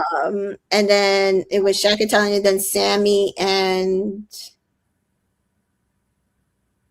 what's his name? I don't remember. But yeah, I mean, they were together for a while. Tom? Was it Tom? Tom, yes. Yeah, I couldn't stand them. Honestly, season 8, I feel like I think season 8 was better final 4. Yeah. It's definitely, if you're looking for like Black women who get a happier ending or at least have a better journey, it's going to be your later seasons of UK, not your earlier seasons. Kay says, I need a Black woman who gets a happy ending and who's in a couple still today. UK, we got anybody? No. Mary says Uma and her man. I mean, but it's a happy ending for her. She's getting married, so you don't gotta like it. All right. So again, watch season 11. They not still together, but if you want to see it. But Winters are still together, but Uma's still with her man. Like I said, the people aren't still together from 8, but you get something from there. There's buzziness. Yes. And then even with 10. Season 9. So 11 and 9, because those people. 10. Who's still together from 10? Not together. I'm saying if she wants to just see a journey that is good, you have Whitney's journey. Yeah, and Ellen's journey. It ends good for Whitney until obviously later on in life, but yeah. All right. So the UK just recently got their first black win. Yeah. So they a little behind. Yeah. Mary said slim pickings, very, very slim. You can watch France. What season was Cindy? Yeah, I don't know. She needs to know French and find the season. She had a great season as a black woman. Still not together. English captions on, yeah. Yeah, it was messy, but love story. Yeah. The All-Star season. If you want to see Leanne, I don't know. Yeah, All-Star. Yes, you ever watched All-Stars season 3? Have a couple still together. Season 2. What? Wait, was Sophie and Josh season 1 or 2? One. Yeah, that's a good one.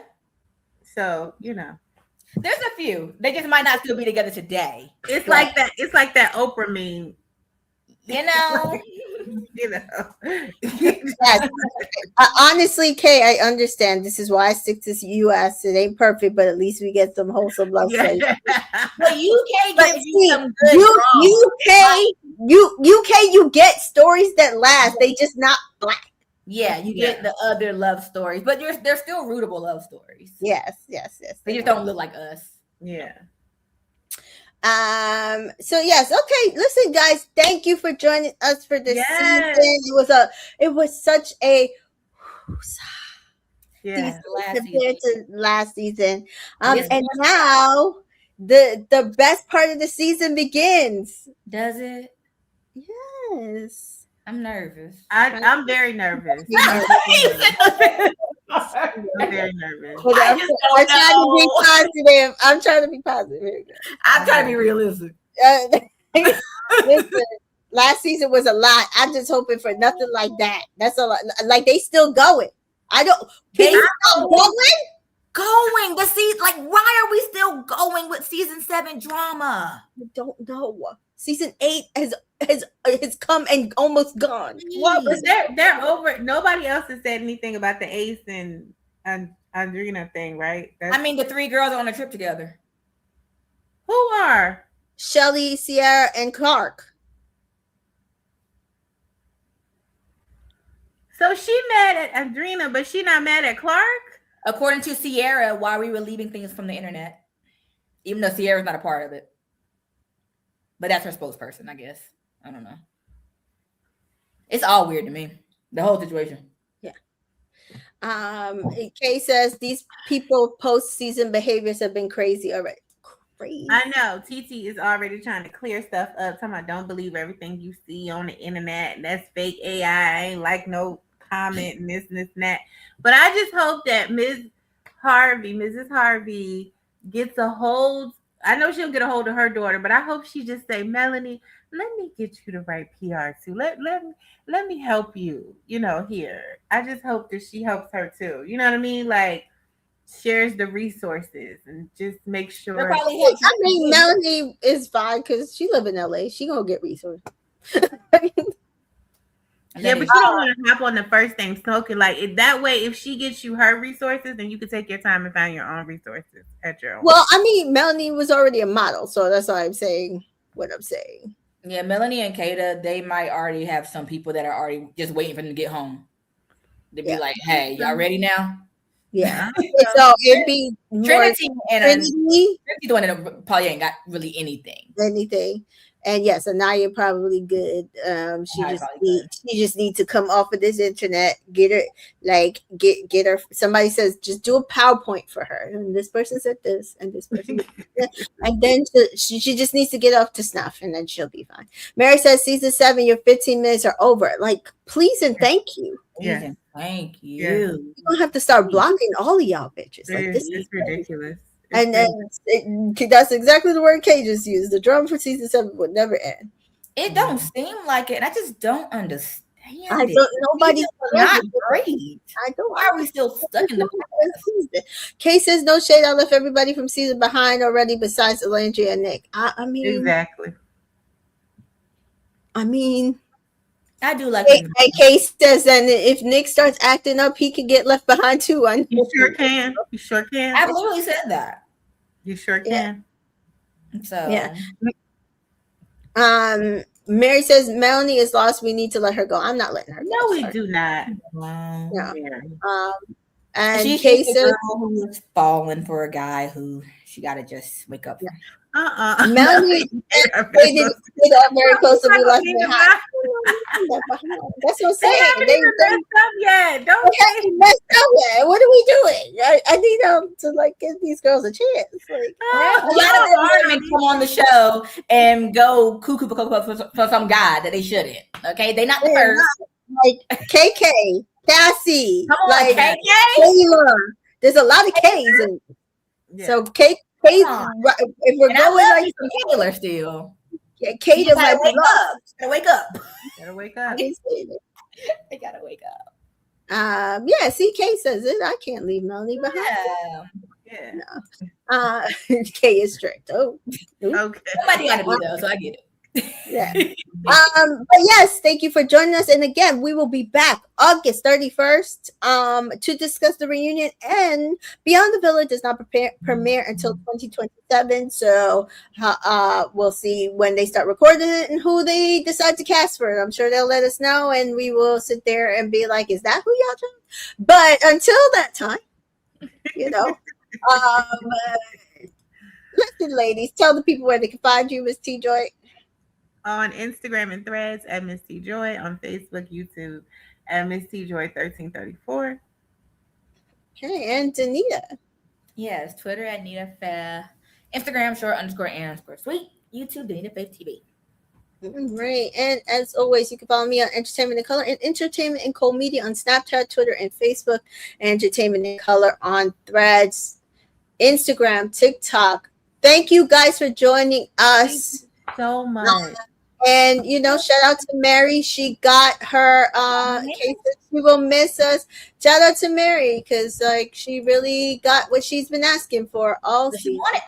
Yeah, she wanted Trinity Army up. So congratulations to Trinity, Bryce and Trinity, and we will see you guys on the 31st, sometime thereafter.